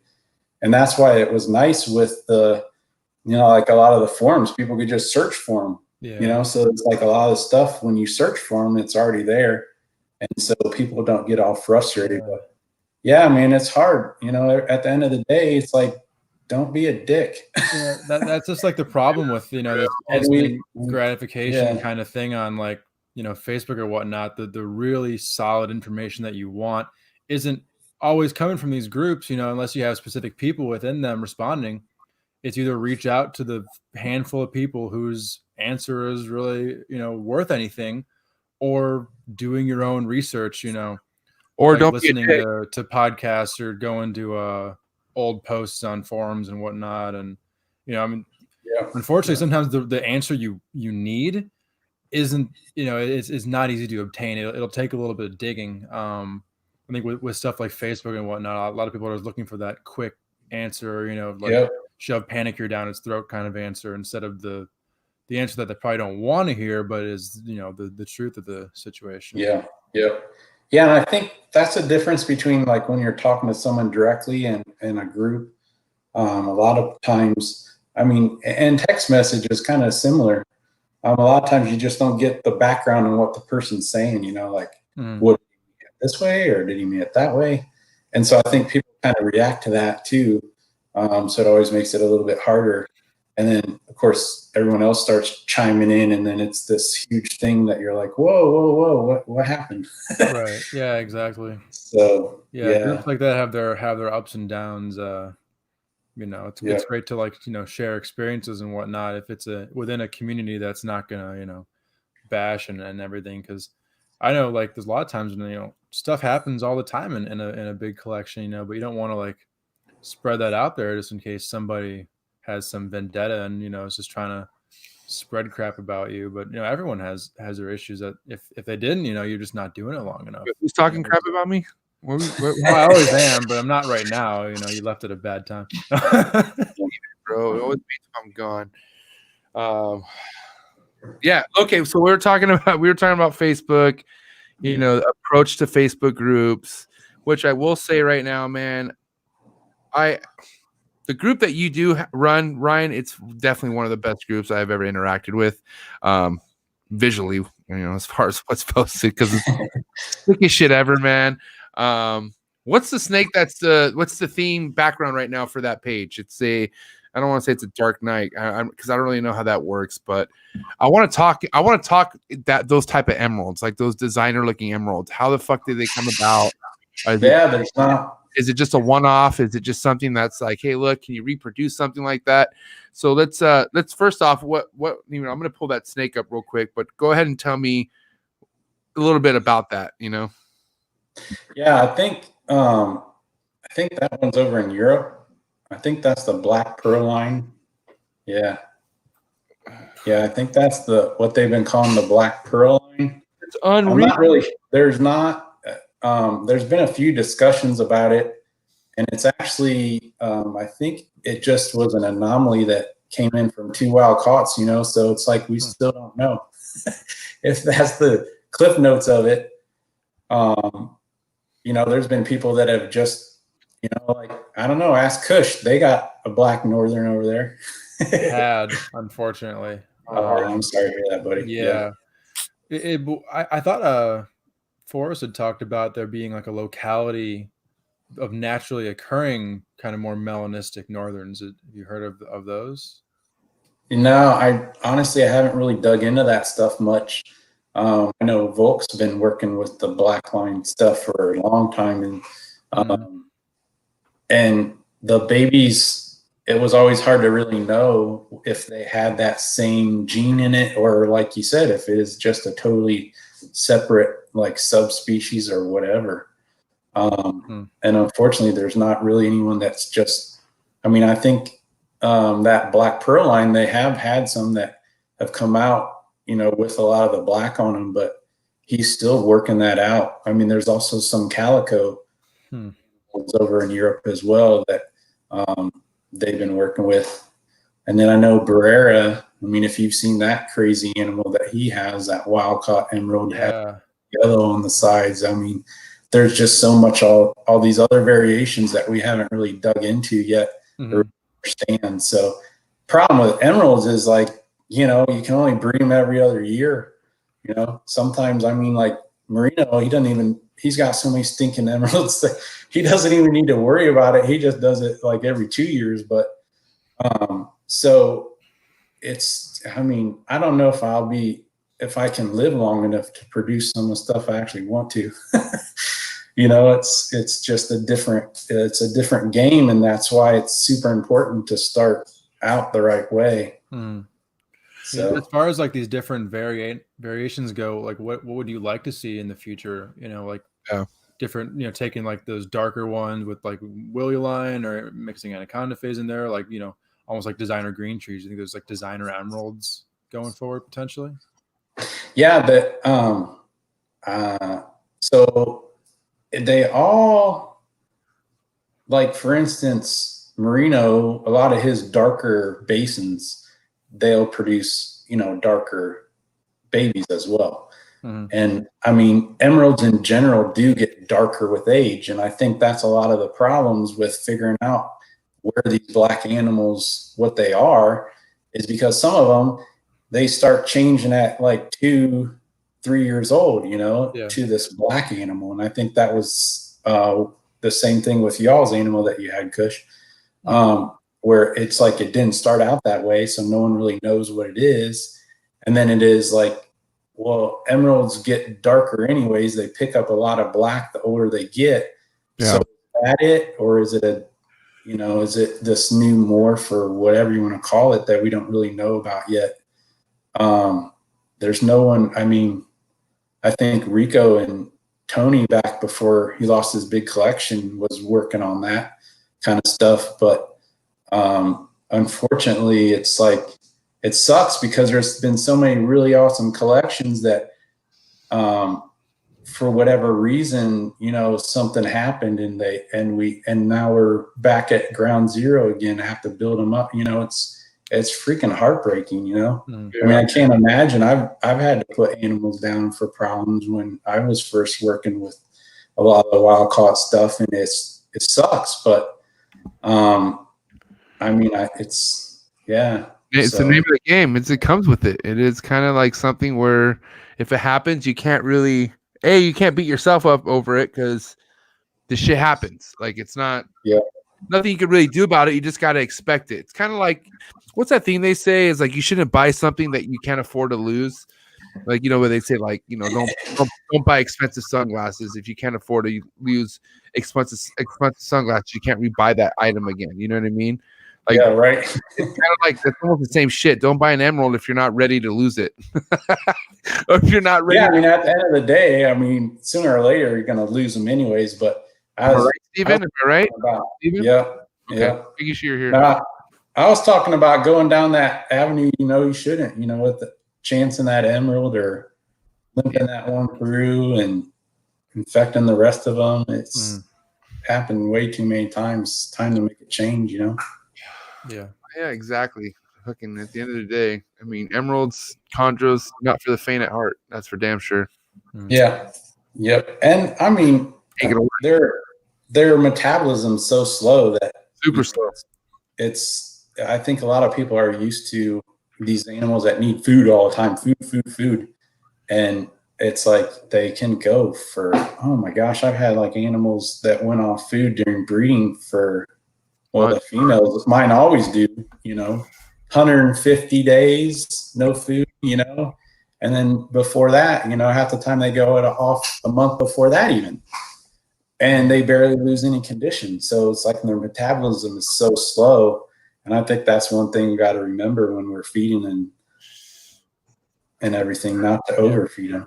A healthy emerald, if it wants to eat, it's going to eat. And if it's not eating, it's fucking it's going to want to, it'll kick in and when it's ready. So you definitely shouldn't panic if your healthy emerald happens to turn off food. Because that's kind of, it's normal. For sure. So with all this said, what do you see as like the future of emerald keeping, in herpetoculture in the US and worldwide? Like, where would you like to see it go? And I mean, I miss that. Unfortunately, I wasn't working with them back then, but back in the days of like Rico and Perez, I mean, there was like this huge group and like coalition really that was working with emeralds. Similar to, you see that big on the chondros. I mean, the chondros have blown up like crazy, but the emeralds have kind of started falling off the map ever since lost Rico. Ed went over to Basins. Yeah. I mean, the Basin game is huge right now. There's so many Basins. It's almost like I see more than Northerns. Oh, absolutely. Yeah. And I think, when the importation closed down, I mean, it really, I think a lot of the health issues kind of resolved and so they didn't have that problem. But I mean, it depends on your outlook on it too. Now everyone's worried that, there's too much line breeding in that. So, I mean, there's always positives and the negatives to everything, no matter what it is. But I think that there needs to be more people that are really focused on the captive bred population, like, you can work with wild caughts if you want and you have the money to do it right and screen them right. But we just need more people working with them. I mean, it sucks to be like, well, who do you know that's produced them? And I'm like a couple people. Yeah, right. So I just really, it would be really cool to ignite that fire again and get people like, oh yeah, let's go. What's the hold up, So yeah, I mean, I think a lot of people seeing like, the Miss Willie line stuff, like what you're doing, and like the stuff Forrest has, that I think that really is, sparked a big interest in them, especially how much he was pushing them, at the platform that he had. Sure. I think like, in general, it's almost preferable with especially Northerns to almost have like a specific room that you dedicate just to them, just because of how sensitive they are. Yeah. Yeah. I mean, I think they are, they are tough animals once, it's all about moving that food through, just not backing up the pipes. Yeah, for sure. So I think you can do it a number of different ways, but it's really all about the weight of them and not overfeeding them and making sure they're, drinking lots of water and moving everything out too. Mm-hmm. For sure. So, MJ, you got any questions right now? Yeah, you're on a roll right now. So let me tell you right now, Ryan, this is the first time Steven's asked this many questions. Like, I'm fucking. Hey, bro, you should have seen him when he came over. Oh, I bet. No, Steven. No, the thing is, Steve, you give this guy the mic, he's gonna spit. You know what I mean? He's gonna. Yeah, I know. It's nice to see. This is the first time where like Steven's on a roll. I'm just kind of, I'm letting him just do it. He's fucking in the background, Right. Yeah, that was always the cool thing, man. Every January I'd get to see Forrest, and now I think it's going to be KUSH, right? And I hope so. I don't want to miss another show, man. I know. I was really upset I wasn't able to get to San Diego. The fire. Yeah. That's the one thing I'm happy about is, if I could be happy about anything with this situation, is that fucking KUSH is ready to rock and roll. As much as this guy is overworked and fucking bent out and just burnt out, he's fucking still ready to rock. Like, here he is. He was super. Yeah, dude, it's like 11 o'clock almost over there for that poor kid. Yeah. Don't tell him. He doesn't even have a clock. He has no clocks in his area. He doesn't even fucking look at clocks.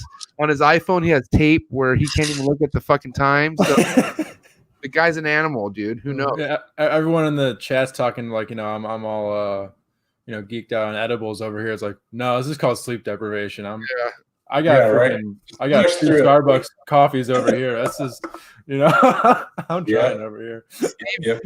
Out on himself. He is a geek, and he geeks out over himself, and that's just. But I'm just saying that's the kind of passion I'm trying to fuck with here.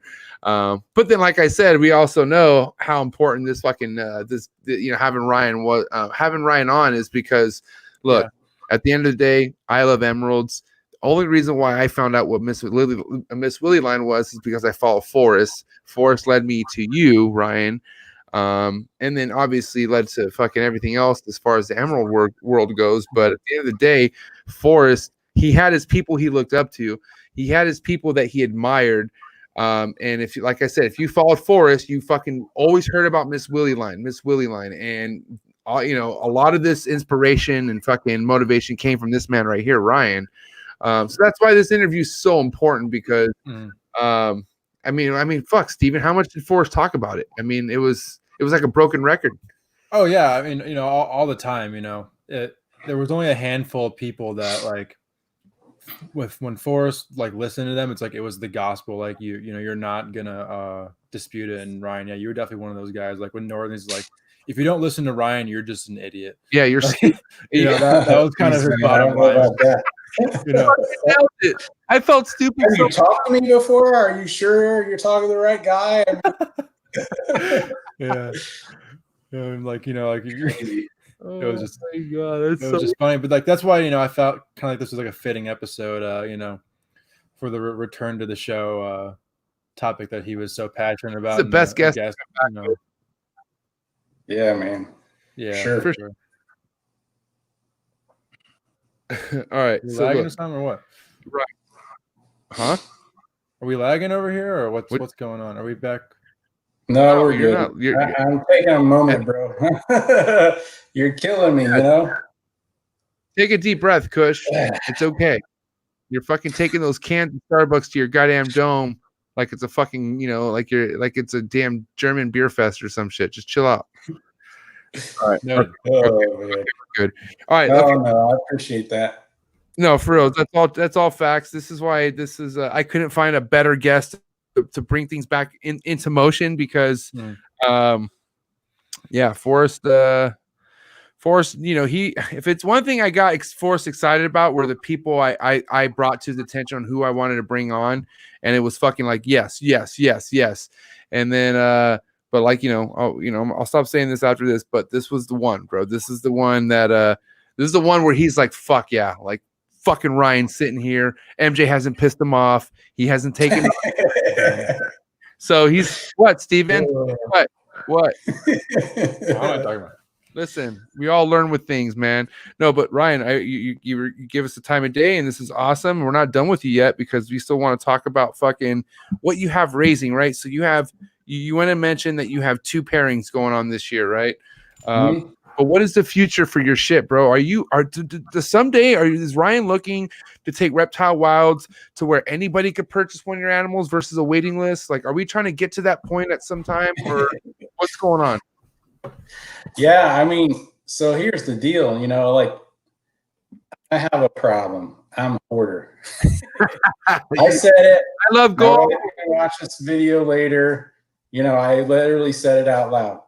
But no, I just keep throwing it out there, right? Yeah. From him, right? And that's what he does. And I mean, I'm just trying to give a basis, where I just like have multiple animals, and it takes like forever. I mean, I have those 2016, I have 2.2 from that 2016 litter that Steven has that mail from me and that has Willie line in it. So that's coming up. I have this new locale stuff that, I just had the litter. I'm holding those onto those and raising them up. And so, yeah, it's just time. I just don't have enough of it, and it doesn't happen fast enough, right? Right. But I think once, some of these projects start coming together, I had last year, actually year prior to that, I had a really nice female with a lot of nice connecting bands. And I have one really nice holdback female. And I was like, whoa, I did the Ed. This is the nicest one I've had in, so long. And so, I mean, once some of this stuff starts coming up, I think it's really going to start blowing up from there.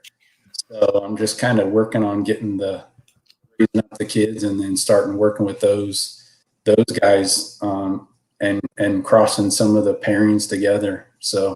Because this is what I'm thinking with this, right, Ryan? If you are able to put out enough of these emeralds for, I'll tell you what, people get into ball pythons and they easily look at a fucking emerald and they're like, holy shit, I want an emerald. That's just how it happens sometimes. I'm one of them, and I know it's happening to others out there, right? But there's people who happen to get the wrong emerald. The emerald dies on them, which we talked about. Horrible experience, boom, right? But imagine people having the opportunity to get an emerald that you produced. It's so well established. As long as you can follow what Ryan wants you to do for the animal, like it's you just stick to the fucking system, right? You stick to what worked for that animal. For the most part, if it's a healthy, established animal, you're going to have a good experience with it. Am I right? Yeah, totally. Right? Yep. But the thing is, there's none of your animals out there. Yep. There's none. Yep. I mean, there's captive bred out there. Like I luckily got my hands on one, but it's not common. It's super hard, especially for it to be a documented one. Okay, you know who it came from. So I feel like if you have that in your future, man, if you're willing to get your stuff out, it's going to do really, really good, but it's going to give people a hope on keeping emeralds. Like emeralds not going to be something that's like, oh no. Like, you know what I mean? Like, it's going to be like, yo, it's like, hopefully keeping emeralds could just be as easy as keeping a fucking ball python. You have the temperature, humidity, right. It's going to thrive. Boom. You know what I mean? But I think that comes with healthy, established captive born animals. I mean, like we said, imports, you can make it happen, but you're rolling the dice every single time. There's no guarantee in it, right? There's no guarantees in the captain board, but your percentage of making that thing thrive is way more higher than an import. You know what I mean? Yeah, and I mean, as long as you're working with somebody that's not, you know, like you'll see a lot of people that'll have a litter and, you know, everyone's like, oh, cool, babies, you know, and they were produced here in the U.S., but you also have to look at, well, what are they doing, like, behind the scenes? Are they just bringing a bunch of wild caught stuff? Like, what kind of, are they following the right steps, you know, so that they're not going to have any problems with these babies that they're raising up too. So yeah, there's so much that go into it, and it's just all about talking to people, building relationships, reaching out to breeders, kind of getting mentors going. And I mean, at the end of the day, a healthy emerald is like super easy. I mean, their metabolism is so high that, or I'm sorry, it's so low that they literally, I mean, they don't really hardly need fed that often, you know? And you get this adult animal that can go without food for like a couple of months without even losing condition. I mean, it's like a lazy man game, kind of. I think the problem is that everyone wants the animal to fit their schedule. Like, oh, I must feed every 14 days. Yeah. Oh, I must feed this size animal this. That's not how it works in the wild. It doesn't work like that. No. Yeah, and the more you can just, you know, sporadic. Maybe I feed a small rat this day. Yeah, it's a bigger one. You know, just keep them guessing, keep them moving, looking for food. Don't feed at the same spot. I mean, you just gotta mix it up for them, and the more you can give them that stimulation, the better they do. So, what's your advice? Okay, let's say you have a healthy adult. It's been on a schedule feeding for quite some time. Do you recommend like just not feeding it for maybe 1 month? Like give it like one little like session of like, you know, fasting, and then, I mean, for like, I'm talking about a well-established adult, like it's kind of like well into its 5+ years. You know what I mean? Because I've heard that might, you know, that kind of helps in the long run for an animal once it's in adulthood. What's your take on that? Yeah, I mean, I think the more structured you make your feeding regimen, the more lazy that animal becomes, you know. And some of it can be due to duration, like how often you're feeding, and some of it can be due to meal size. I mean, there's obviously other factors there, but you just want to keep them stimulated. You know, you don't want this cookie cutter. And like, it's hard because people, you know, obviously we all have schedules, and like for me, I tend to feed on Fridays, or, you know, but I also try to mix it up. So I don't want necessarily my animals to fit my schedule, as crazy as that sounds. Yeah. And you have to tailor it to each individual animal. And some are like great feeders, and some are like a little bit more reluctant, and you kind of have to sort that all out. So they're not all the same. And I think that's the other takeaway is that, you know, you kind of have to just tailor it to your animal. You know, if you have an animal that, you know, has all these constipation problems, you know, don't feed it so often. Don't feed it such large meals. Yeah. Spread them out, sporadic, you know, just change stuff up so that you're stimulating that animal. So you're not basically training it to stay in the same spot and get food and not have to worry about anything.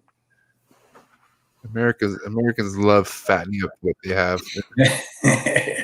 Yeah, it's crazy. It is so crazy to see like an animal that hasn't eaten. And I mean, I've just like, so for instance, that 09 Willie, right? Yeah. Cancer that went through her, and I ended up having to euthanize her.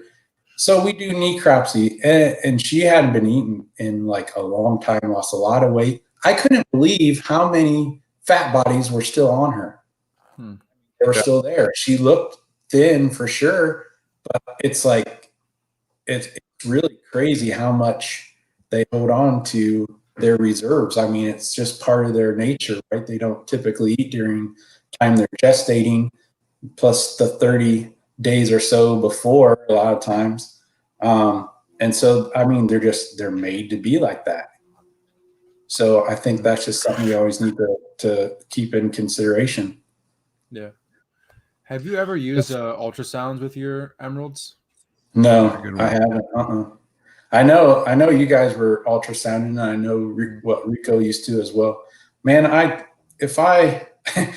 been like keyboard warrior and all kinds of people trying to like, where is Rico's stuff? Where's his paperwork? Where's like all this information? I know he was great with paperwork, which maybe I should take notes.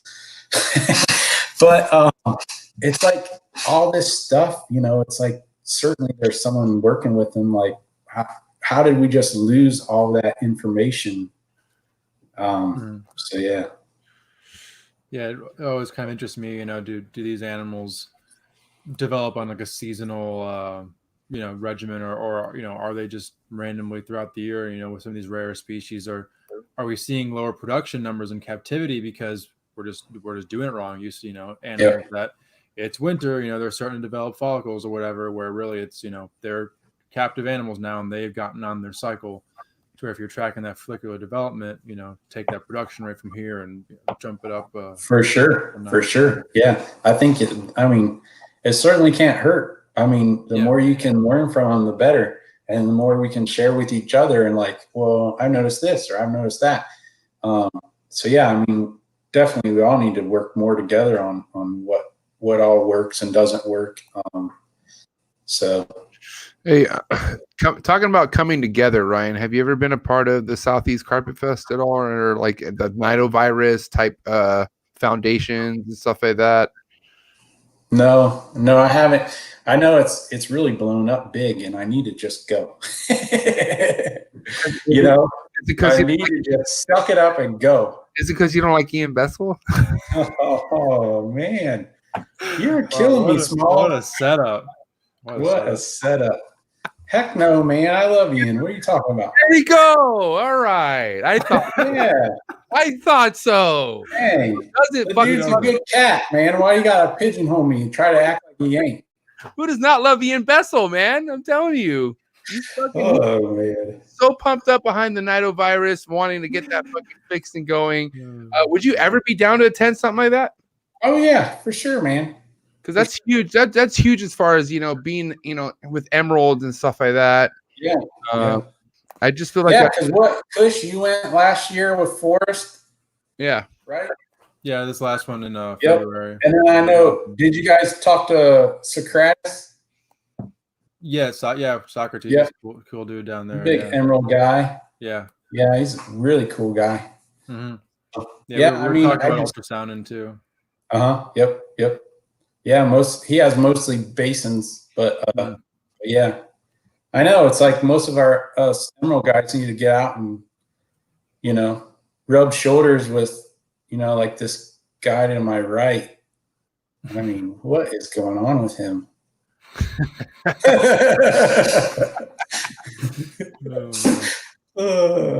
Fuck, dude. What else other than like the Nidovirus, right? What is one thing you think that needs to bring attention to like hobbyists, people in this game, right? What do you think is one thing that's being ignored, or not even ignored, but like we need to bring more attention to it other than Nidovirus?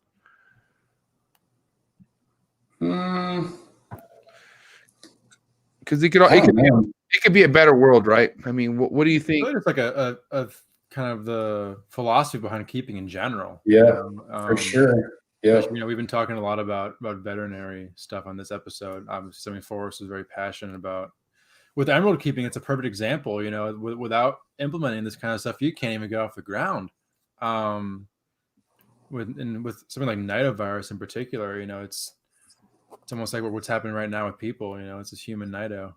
Yeah, for real. But you know, if you Nidovirus, from what we've seen, you know, it's actually a very manageable virus to have in your collection. If you just keep up on your quarantine and your testing and whatnot, you have, you know, your positive group and your negative group, and the babies come together because the virus doesn't penetrate the surface of the egg, and you're off to the races, you know?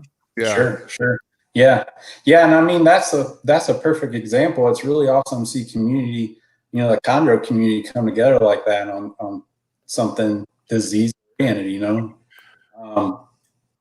I think it would be awesome to see some of the other communities come together on some of this stuff, you know, like emeralds in general. It's like, how many times we got to try and put the same stupid wheel that don't work on the cart? You know, it's like, Yeah. it's been happening for so long. It's like, I just really wish.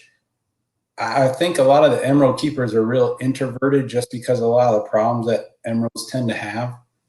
And like you said, you know, most people don't want to talk about them. You know, well, why not? It's how you learn. Yeah. The fact that, you know, everything's kind of swept under the rug as normal for them is really what's killing that whole community. And so that for me, that's a big one. And yeah, I'm constantly pushing veterinary intervention and treatment and so on if needed. And I'm just getting animals screened. But I mean, at the end of the day, like everyone just needs to really learn how to work together on promoting that community. It's really just fallen by the wayside, especially with Northerns. So it's tough to see. And then, you know, like lose someone like Forrest, and he's like a big promoter for all that kind of stuff. It's like freaking dag on it, really, Rico, Forrest. So yeah, man, it's tough. It's a tough pill to swallow, but you know, just got to keep pushing forward. And like, yeah, like you're saying, new keepers, you know, it's awesome to get new keepers. We need to get more people into working with emeralds. I mean, like I said, it's a lazy man's animal if you know. Like, don't over expect things from them, right? You know, I think a lot of people get them and they just expect them to be, you know, like all this work and oh my gosh, this and this, and they overthink a lot of stuff. And it's like, if you set them up like you should, you know, take a few random tips from breeders into consideration, make sure you're kind of following those. I mean, they're actually really rock solid animals, pretty easy. So I'm surprised more people don't really keep them. Yeah, I mean that's kind of, you know, been the case with a lot of animals that are historically, or species historically have, you know, these medical issues, like green tree pythons. Like, get a healthy green tree python, you can't kill that thing. Yeah, and it's like, sorry. Oh, go ahead. Sorry, buddy. No, go for it. Oh no, I was just gonna say, and look, that community has changed like crazy. You know, there's so many breeders now. It's like there's so much more available out there. You know, and a lot of them are just like anti-wild caught stuff. And I mean, it's like, well, I mean, they've kind of gotten somewhere for some reason. What would that be, you know? So, yeah, I don't know. the whole anti-wild caught with green trees thing, you know, it's interesting because it seems like a lot of the times those wild caught animals are not the problematic ones. It's the ones coming from captive collections that aren't managed properly. Exactly. Yeah. You know, and good call out. Historically, a lot of the, you know, the best animals that have been pumped into these designer lines of green trees have been, you know, coming right out of the wild. It's a matter of acclimating them properly, and it's even with the captive bred one, making sure that, you know, it's clean to come into your collection. But it seems like green trees more than emeralds, almost wild caughts are beneficial. So I don't really subscribe to that anti-wild caught. It's, you know, just anti-bad animal, you know, just vetting them out in the first place. The proper steps to working with stuff, really, whether, no matter what. Hey, you want to know something I learned recently? Because I think we talked about this a little bit, Ryan, but like, I'm anti-vending. Like, vending is this, it's fucking a headache to me. Like if I want to vend and make money, like if I'm trying to vend and sell off some animals, I don't think I'm willing or capable of doing that with that kind of stress, right? But let's look on the flip side of things, right? Let's just say you don't need money, you sell animals the way you sell animals. But let's just say, for instance, how many tables out there are displayed with with emeralds like what you have? So what I'm saying is, imagine vending just to show people what it is that you have, just to give people eye candy. Is that maybe a consideration for you maybe someday? Because I'm telling you what, bro, the shows are it's pitiful what you see at shows with emeralds, bro. It's terrible. I know it is. It's horrible. It's depressing. So I imagine, because, you know, I had Justin Kabelka on the other day, and he goes to shows just to display his animals. Like, he has a fucking sick ass lighting system. His display is legit as hell, and he doesn't go to make money. He makes his money off, you know, he has his, just like how you have your clients, he has his clients, right? So But I thought about it. I was like, wow, what a fucking awesome thing to do. And how unselfish is it to just say, look, I'm going to go pay my fucking vendor fee, whatever. But I just want to show the animals to people who would probably never get to see animals like this in person. So it really was like, it was like a light bulb. I was like, I would love to have that someday. I'm not there, but I feel like you're definitely somebody. I can understand the stress it may put on your animals, but fuck, imagine, or, you know, a reptiles wild display at a show, and it's your emeralds. Maybe the Right. booth of the show. Imagine, what'd you say, Steven? What'd you Maybe do? the booth of the show, you know. Thought he was talking shit. Yes, that's what I'm talking Not on about. Ryan, not you, not on Ryan. That's what I'm talking about, though, bro. So Yeah. I think things like that are missing, like in this hobby. Like it really, people know. Like the old Chondro Coalition tables at Tinley and stuff like that. Like there's nothing like that currently, you know. The best chondros at a show is fucking from DM Exotics, and they're all imports. And Shout out wrong with that too, but it's great to have that mix of, you know, the captive bred and the imports. Shout out to Dan. Dan had fucking fire. Wrong, but it should.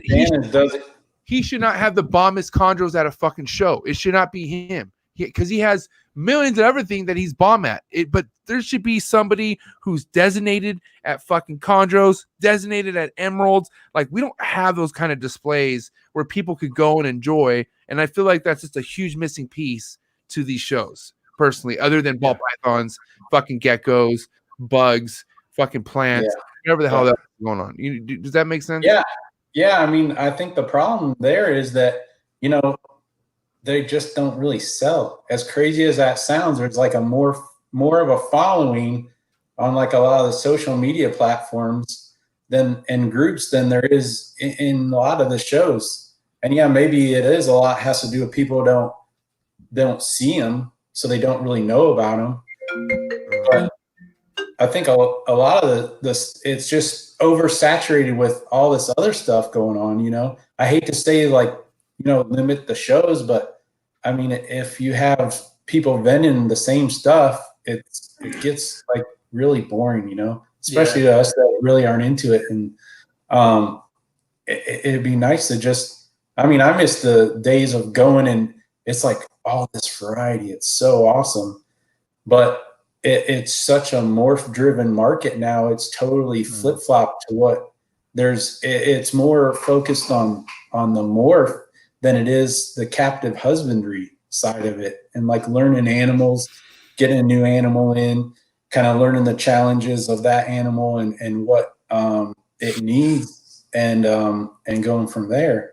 So it's just, man, it kind of sucks. Yeah, I mean, it'd be great to see that balance in the hobby of, you know, there's like the morph side of things, but then also like learning a species, dialing in an animal or 2 or 3 in a very specific group, get those going, you know, instead of like Noah's Ark syndrome, this and that here and there, imports from this person, that person.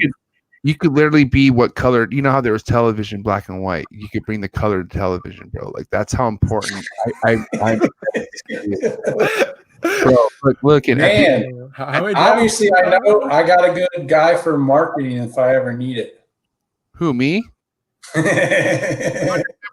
I annoy Steven, but dude, if I'm passionate about something, if I see something that's very like possible of happening, and I'm telling you right now, man, I would love to just go to a fucking show knowing, dude, there's fucking Ryan's table is going to be there. Like, I get to go look at his emeralds. Like, I'm telling you right now, man, I'm only obsessed with what you have. And I haven't even seen your shit in person. I'm only obsessed with what you have because fucking word of mouth from fucking, you know, big dog up there, Forrest. But if you fucking go to a show, man, I can only, man, I understand the whole fucking packing up and traveling thing. That's why I'm like, it's kind of like, fuck, it's, what are you going to do? But I just feel like that would change up a show tremendously by having a table just displayed of emeralds, especially like Miss Willie lines and fucking shit that you produce. Like, I mean, dude, that'd be groundbreaking. There's nothing like that. Steven, is there anything? You went to Arlington, Steven. Was there anything like that? No. I mean, you know, I think the more you get into the hobby, these shows, they stop being about the animals and more about the people that are there, which is great. You know, you get to see friends that, you know, only talk to online, but it'd be great to go to a show like Arlington or Tinley or, you know, Pomona, Anaheim, and see like a really amazing variety of captive bred reptiles, along with imported ones too. But At least San Diego, because San Diego's weak as shit, bro. We should have way better. Well, actually, believe it or not, I had a buddy that had emeralds at a lot of the shows in San Diego, and he had like Miss Willie stuff he would sell out. I mean, they did awesome, but I mean, I don't know. It was a road. Those snakes probably went to Tijuana, bro. They fucking they're gone. You'll never have you'll never have no tabs on a snake purchase anything in San Diego. That shit's across the border now. Yeah. But they were at low price points, you know. It's like, oh my gosh, putting in all that work, and then he was such a nice guy that he would just sell them at just a couple $100 above what a lot of the wild caught stuff was going for. I mean, it's this marketing game, right? Yeah. I mean, I've sent stuff to the show with Jeff Lim, and they didn't even sell. Gee. Yeah. Yeah. Cool. Yeah, but you want that caliber keeper, you know, who knows what they're looking at, sees that animal and doesn't, you know, they don't care what that price is. They're going to put down the money for it, you know, especially with something like that with Northern Emeralds. You want those kind of people out the grassroots of the project. You want a Forrest, basically. Pretty much, yeah. You know, well, to a certain emulate that. Forrest you know, out of control. Forrest fucking bought shit. He didn't even know what the hell it was. He bought it. He just fucking that too. Empty cage syndrome, huh? No, he'd buy shit. Empty square foot in the corner syndrome. He'd buy shit and yell at Steven to figure out what the husbandry is, and fucking, you know, after Steven had a fucking 16-hour day at fucking rat shipping and shit, and Steven's like, what am I setting up? And now they're setting up some fucking weird species that fucking nobody's even heard of. Fuck it. Like, whatever, you know. Oh fuck, here we go. Fuck, another night I'm not sleeping. Yeah, yep. But you had some little babies, Kush. What do y'all just hatch out? The Gastrophilus prasinus. Yeah, green keelbelly lizards from North Africa. Yeah, second clutch of the year from them. This one was pretty cool. We didn't actually know the clutch was there. We had the first one, and Andrew Acevedo. Sorry, so that Acevedo. It's too late. It's too late. Hey, Acevedo. That's my homie. Acevedo. Hey, exotics. We were talking. He's like, man, I bet there's another clutch in there right now. I'm like, oh, that'd be freaking sweet. And about a week ago, checked on them and saw that there were eggs in there. I'm like, oh shoot, okay, I'll pull those out later, and forgot about it. About a week later, I walked in. It was like finding a litter of Abronia. You know, there's just a bunch of babies running around the cage. I'm like, oh, cool. Sweet. We didn't even find eggs. We just found babies.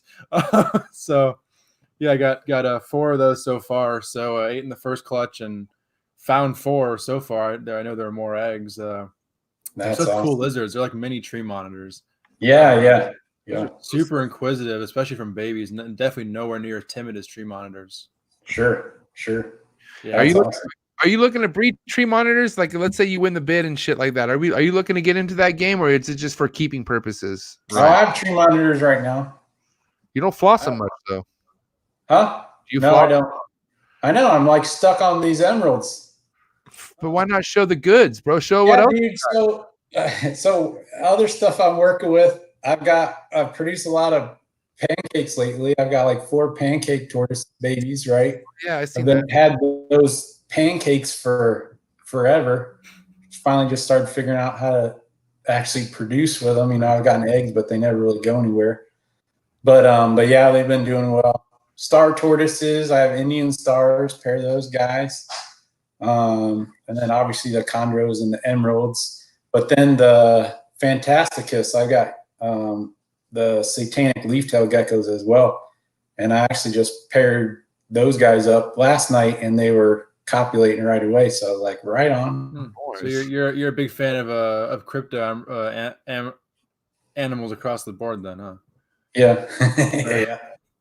Yeah, a little bit. Awesome. A little bit. So yeah. So I got other stuff too. I probably I don't know, had like a huge warehouse like somebody, you know. Right. Are those tortoise eggs pretty moisture sensitive, or what's the trick with those? Yeah, it seems to be. So one of my good buddies in Columbus,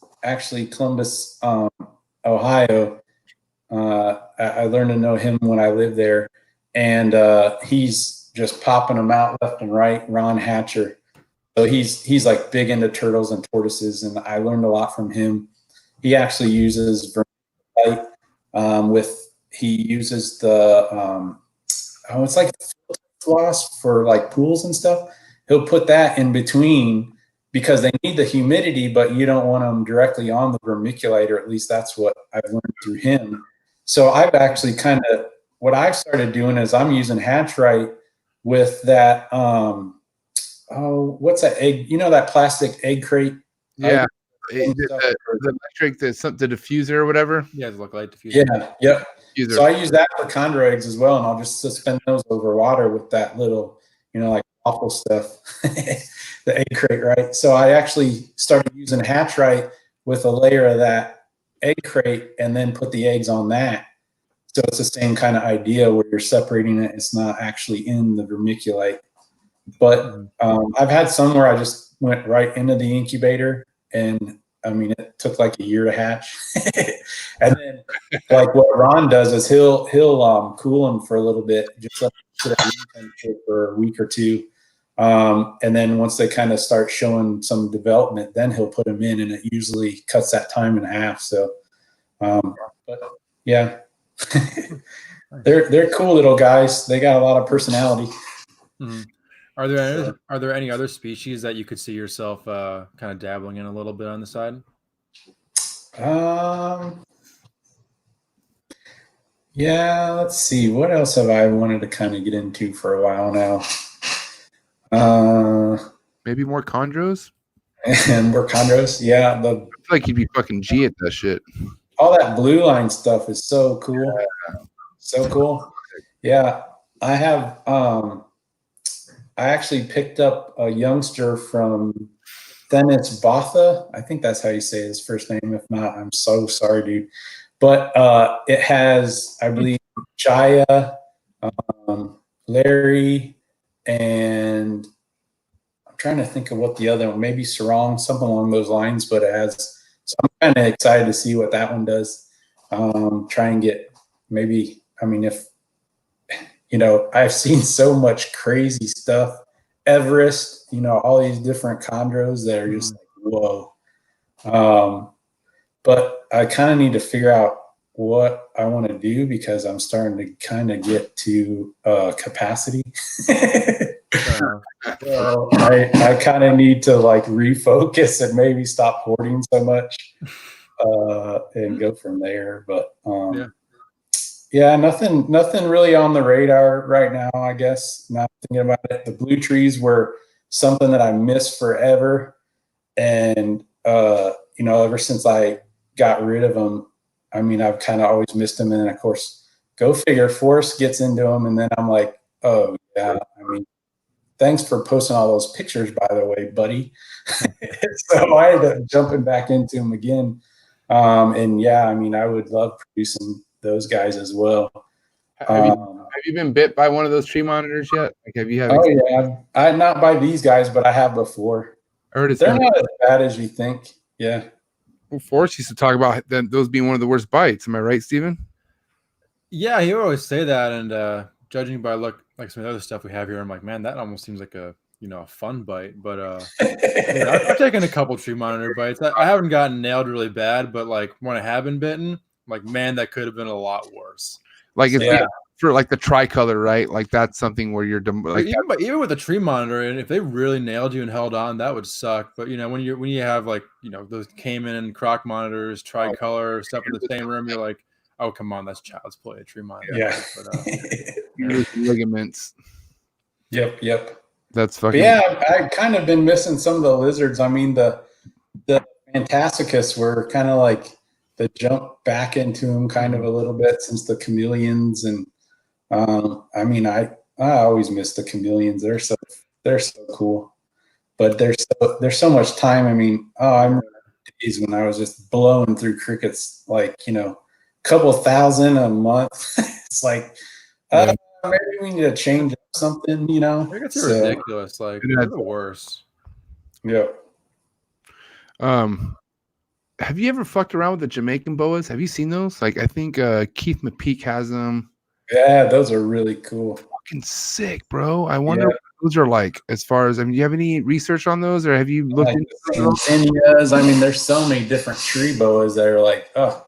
Oh, I mean, the ones, I mean, there's like, yeah, you're right. There's like these green looking ones that are like bizarre looking, but then there's also these yellow brown looking ones. I mean, I don't know, but they've always been so interesting to me. Jamaicans are tough because they're ESA, so interstate commerce is restricted on those. But right, you know, a lot of those island, you know, like Caribbean island tree boas they're out of control. They're amazing animals. Yeah, it's cool to see all the variety that everybody's working with, for sure. Mm-hmm. So what's the future looking like for the Miss Willie line? I think we'll find out once these babies get a little older. Okay. Yep. And then how many babies are you currently raising right now that carry that lineage? Well, I have, let's see, a male from last year and two so 2.4 from 2016. Damn. So you're sitting on 6, so 2.4. So, and then I need to get, I picked up the 09 male from JIMISON. That's the one I need to get going. He's kind of a reluctant breeder. But I'll probably try him again with the 07 Willie probably next year because she'll be ready since she just had a litter this last year. And so we'll see. But I mean, once he gets going and then I can get, you know, this head spotted male, he's freaking awesome, right? But he's a reluctant breeder too, of course. And so I'm like constantly having to trigger him. And it's just like, oh, come on, buddy, you're so freaking awesome looking that I really want to get him to do more stuff. So, and I mean, I've had him for over a year, probably almost 2 years now. Cause yeah, he was there when you guys were there, KUSH. So that maybe I'm looking at 3 years now I think about it. But yeah, so hopefully he starts really just going at it. But yeah, there's a lot of options. Yeah. So, have you done anything as far as like male combat or like swapping sheds or anything? Yeah, and that's when this last litter that I got from him, that's what I did. And he actually, so he was in with a female. I pulled him, put another male in, and that female that gave me that litter was the one that was attacked by the male that I swapped with. So I was like, oh my gosh, now what? Because that female does have a small white scale on top of her head. Wow. It's kind of that new locale look to her. Yeah. Grays out a lot to the head.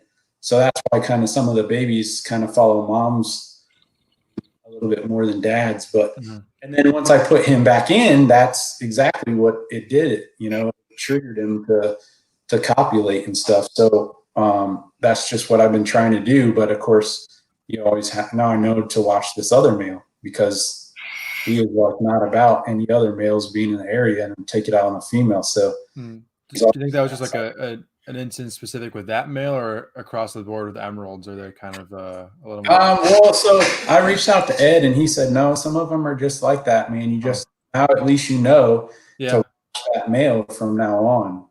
So yeah, it's kind of weird. Each one's a little different. He's got to learn them. Have you ever had to separate a pairing from fighting? Like, have you ever had a pair that they attacked each other and you had to rip them apart? No, I haven't. I mean, I think if I had seen that where that male attacked that female, but when I had gone in, it had already happened, and then I just see these little gashes on this female. So, and it's pretty insane, but I treated those wounds and paired that male, and she still produced a litter. It's crazy how resilient they are. So yeah. Tell me about it. I had a fucking I did that twice this year already, Steven, where I'm losing my mind. Like, what do I do, man? Like, so basically, I don't know who started it, but I had one female literally choking out one male, like in front of me. I had a fucking with my own hands, like literally I saw the male going limp, like literally his body was going motionless.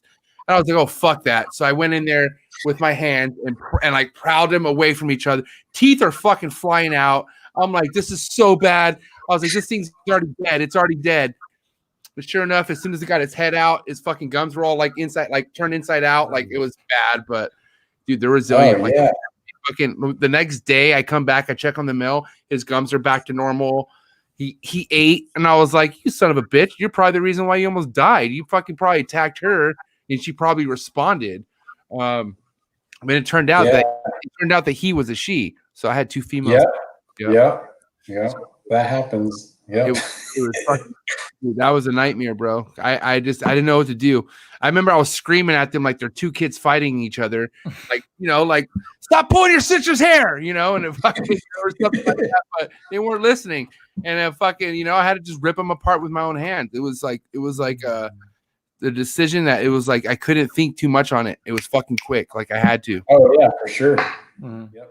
You need to quit using those gender neutral bathrooms and you won't have those problems, bro.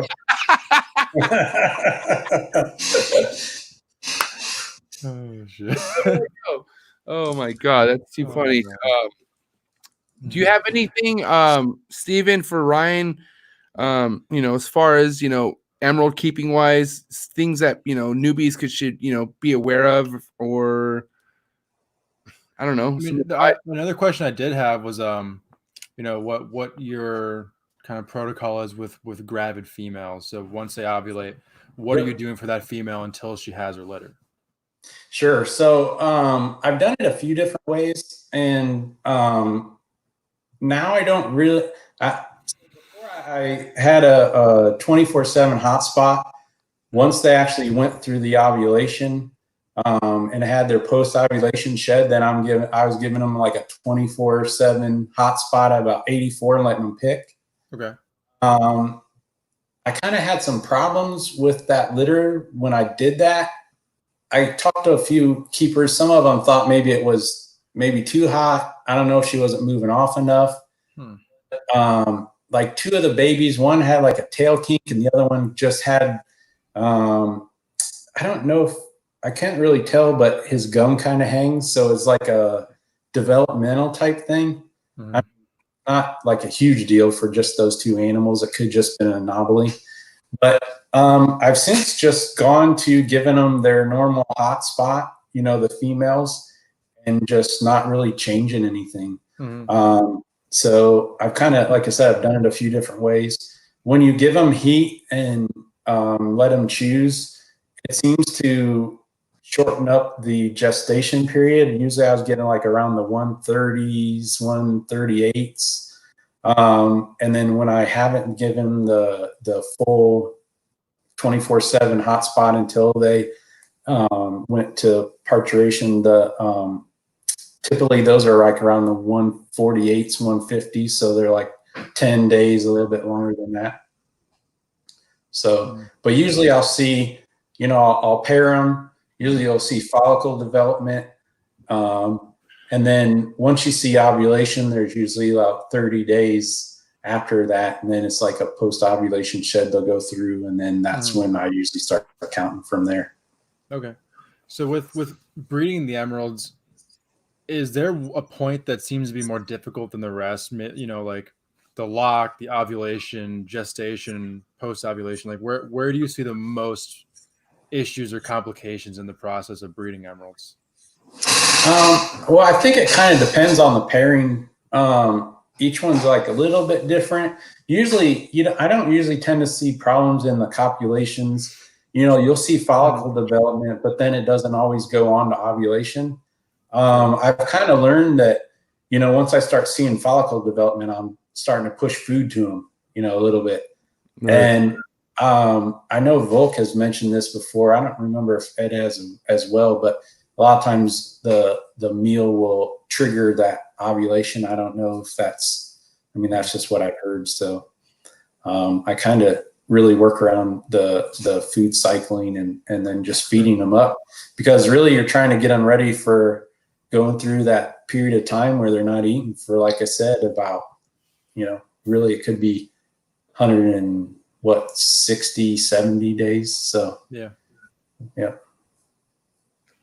And then some, people always ask, well, yours usually eat through that gestation period. And I said, I've never really had a female that did that. But then again, typically I'll try once. If they're not interested, I'll just kind of leave them alone. And then from there, I'm more focused on making sure they're staying well hydrated. Yeah. So they don't have any problems with retaining anything. And the babies usually come out a lot better the more well hydrated the female is. Okay. And the hard part is in the female that I had that gave me my first litter, I would take a cup of water and literally stick it right up underneath her mouth, and she would just drink out of it. Nice. And I would I had the time, so that was the only pair I had. So I would constantly be making sure she always did so great. But then some of the animals that they're, the bigger they get, the more they don't want to move, and the bigger problems you run into with hydration and stuff. You get more problems with that. So it's something to think about as well. Okay. Do you have a question? Can I ask a question, Steven? Yeah, go for it. Just want to. So the future is the youth. The youth is the future. Am I right? Right on. Yeah. The sure. Right. Yep. There are a lot of youngsters follow this shit, man. I've already apologized to the parents. They know that I cuss. They it is what it is. But they listen to this, man. They follow this, and a lot of them want to keep. I get DMs all the time of youngsters asking me questions. Hey, I want to get into chondros. I want to get into emeralds, right? But for somebody with no experience with any kind of boreal keeping, right? What would be your number one advice for somebody to take? What's the best advice for somebody to, you would like to give for somebody who wants to maybe dip into the emerald scene or even the chondro scene? What do you think is best for that? Yeah, I think, well, for me, a lot of times when I am selling babies, it's hard to do sometimes, but I try and, I have a background on the animal. I know how it's feeding. Some of them are rock solid. I don't care what you put in front of that animal, it's eating. Right. So, I try and make sure that if I have somebody that's newer, I try to, hey, this animal is probably, you can kind of pick and choose a little bit. Mm-hmm. It's sometimes hard to do with limited supply to do that. But I think if you can find a breeder that really understands that animal, understands where it came from, they just have a rapport with that animal. That's really the best way to go about it.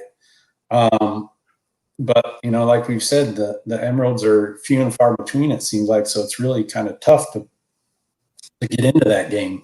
But yeah, just, reach out to a breeder. They're going to put in the work. I get a lot of questions about how to establish the wild caught stuff and when they have problems and things like that, it's always unfortunate because the breeders are the ones that really are putting in all the work to try and help people through a lot of these problems. And it's a numbers game. People that are selling a large quantity, they're just getting hit up all the time. It's really hard for them to build that relationship and have that time available to really walk people through stuff. So, yeah, it's a good point. I think mentorship is where you're best off, is having somebody to at least give you some sort of advice. I'll tell you what, everything I'm at right now, even though I'm still learning, was because I listened to somebody. I took instructions from somebody who had the experience. There was times where I had to suck up my own pride, and that's what it takes. If you really need help and you ask somebody's help and you don't take that advice, don't expect a good outcome. I'll tell you that right now. And I think that's what it comes down to, man. It's I've been really blessed and thankful with the mentorship I've had in this hobby. Just because, I pay attention. I pay attention pretty well. I could see people who keep animals to where I want to keep animals the way that person keeps animals, and I mentor them, or I have them mentor me, or I look up to them and, have something to look up to. And I think that's what people need to do first and foremost.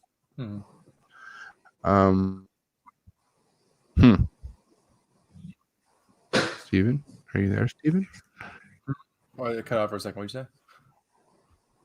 Are you there?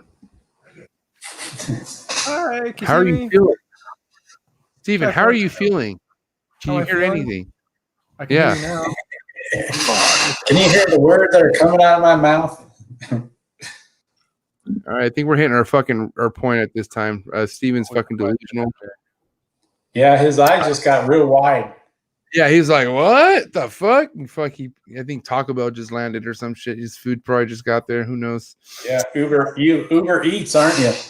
That Uber Eats, bro, or are you a DoorDash guy? No, listen. So,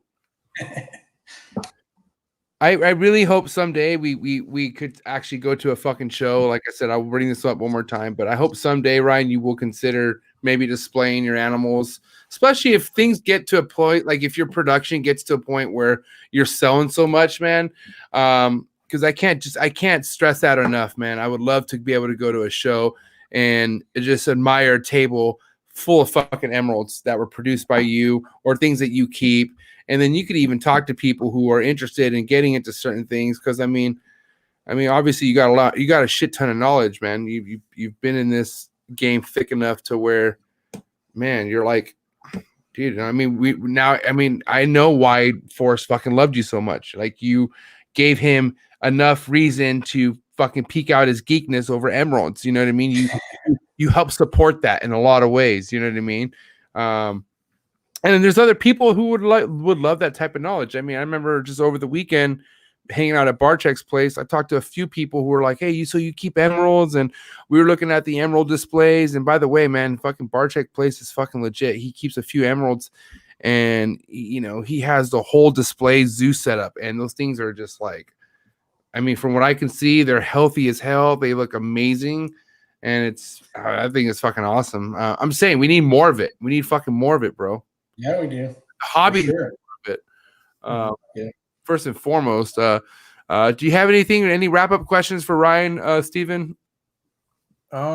Just you know, what do you see as just, you know, your next steps, the future in the hobby, you know, where you like to take things or see things go, really? Yeah. No, just waiting on kids grow up. Yeah. Waiting on those daggone slow-growing kids grow up, right? Sweet. You know, I haven't jumped into the Basin stuff. I have so my male is just coming up on 5. The one female I have is 4 in September, I think. And then I have another male that I got from Ed last year, I believe. So, I mean, the Basins at some point, you know, I'll be pairing those guys up. So it'd be way cool to start with those guys and not just the Northern. So for sure, definitely down the line. Right now, I'm kind of stuck on the diamond line stuff. I mean, I just love that whole look. But this last male last year was a snowflake, and that thing's pretty slick. So I can see why people would jump on that line as well. So we'll see. It's more like kamikaze on that fucking line, bro. Oh, it's crazy. Fuck it. That's just it's not peanuts, man. That is one thing where it's beyond investment. It's like a refinance type of fucking thing to do. Yeah.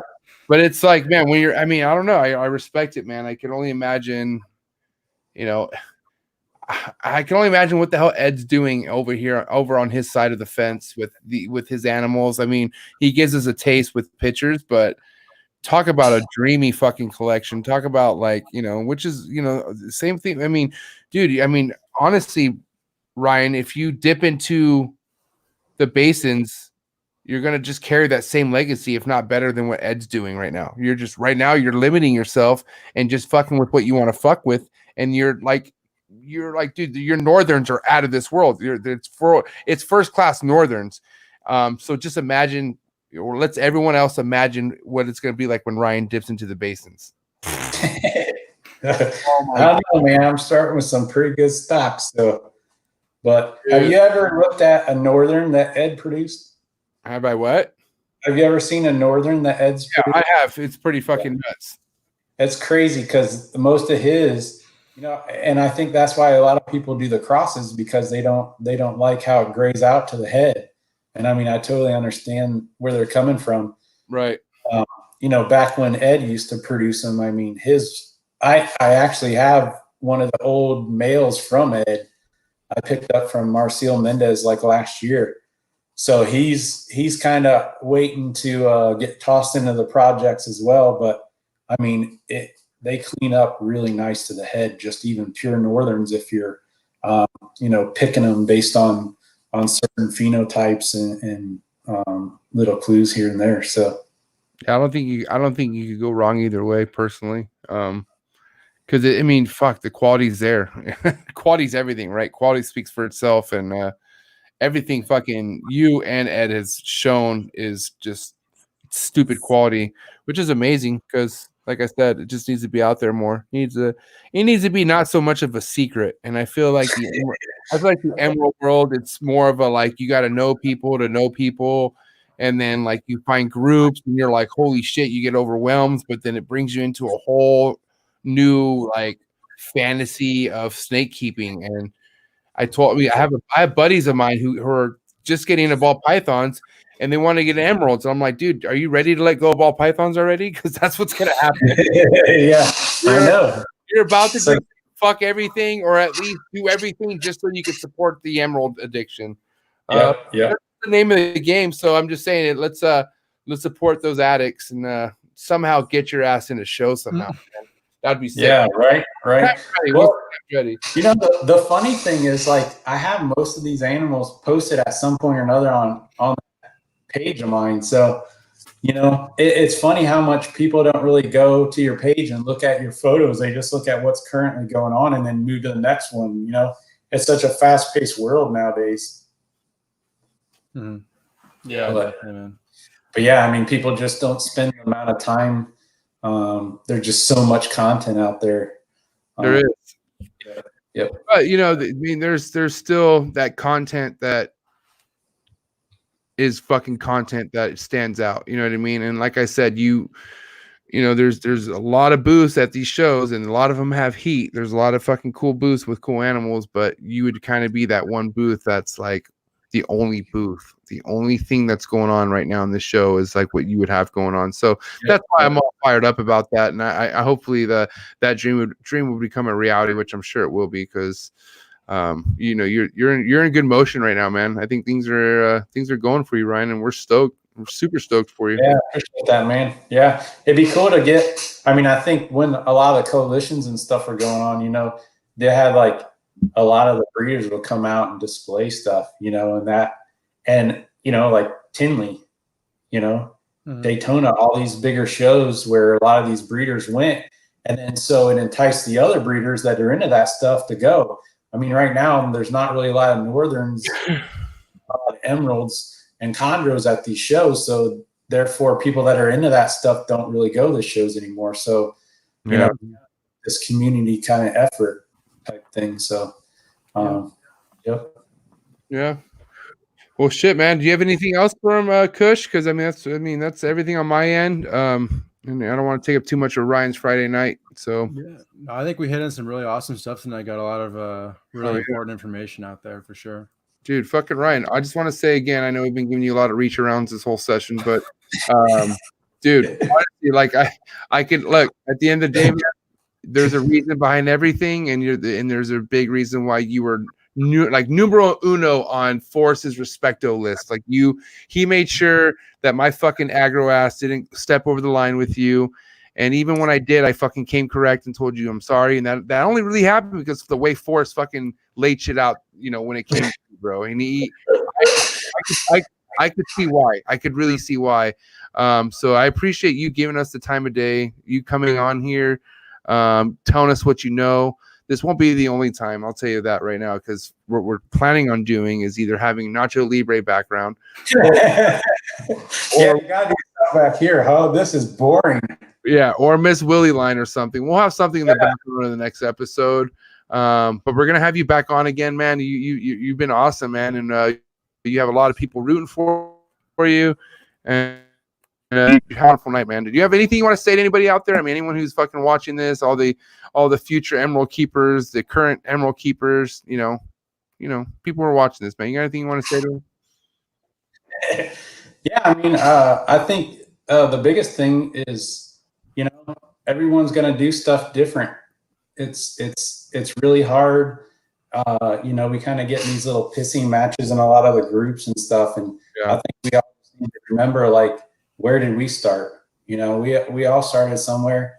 More than likely, we all been through the same ringer. You know, all experience the same things that a lot of these newer keepers are going through, and it's hard when you see it over and over. You kind of just start ignoring it, but you know, that is, like you say, that's the future, and we all need to really pay attention to that and put the effort there, because you know it'll just die out with the people that are working with it. Otherwise, you know, are you really gonna be super into an animal or a type of animal that people are just absolute jerks to you all the time? You know, how are you supposed to do anything? You know, so yeah, just being, like you said, open to asking questions on the groups. You know.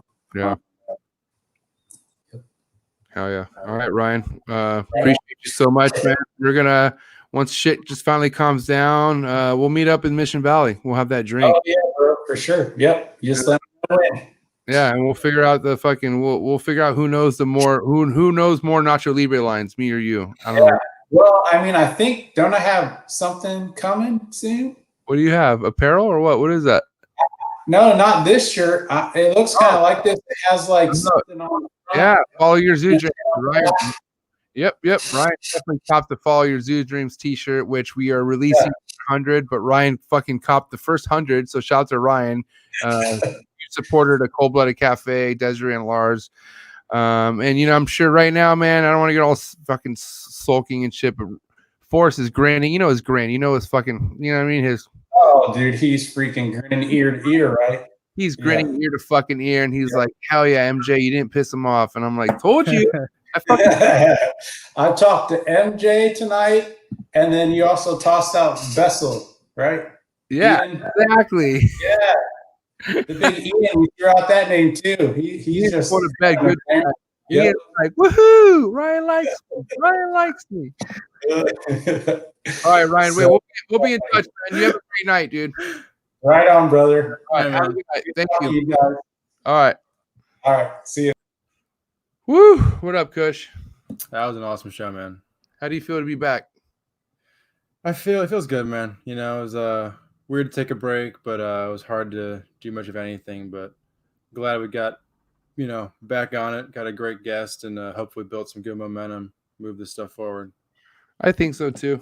I think what makes anything awkward is when you stop doing things that are normally done, you know, and we fucking have something going on with this podcast. We have important people that we could bring on who's willing to give us. I mean, dude, what Ryan dropped today was fucking, dude, I killed for information like that. Like, I asked questions legitimately that I wanted to ask, and I've been thinking about these questions for a long time because me and Steven really enjoy keeping emeralds, and emeralds is not fucking a walk in the park. It can be once you get there, it can be. It could be something dialed in.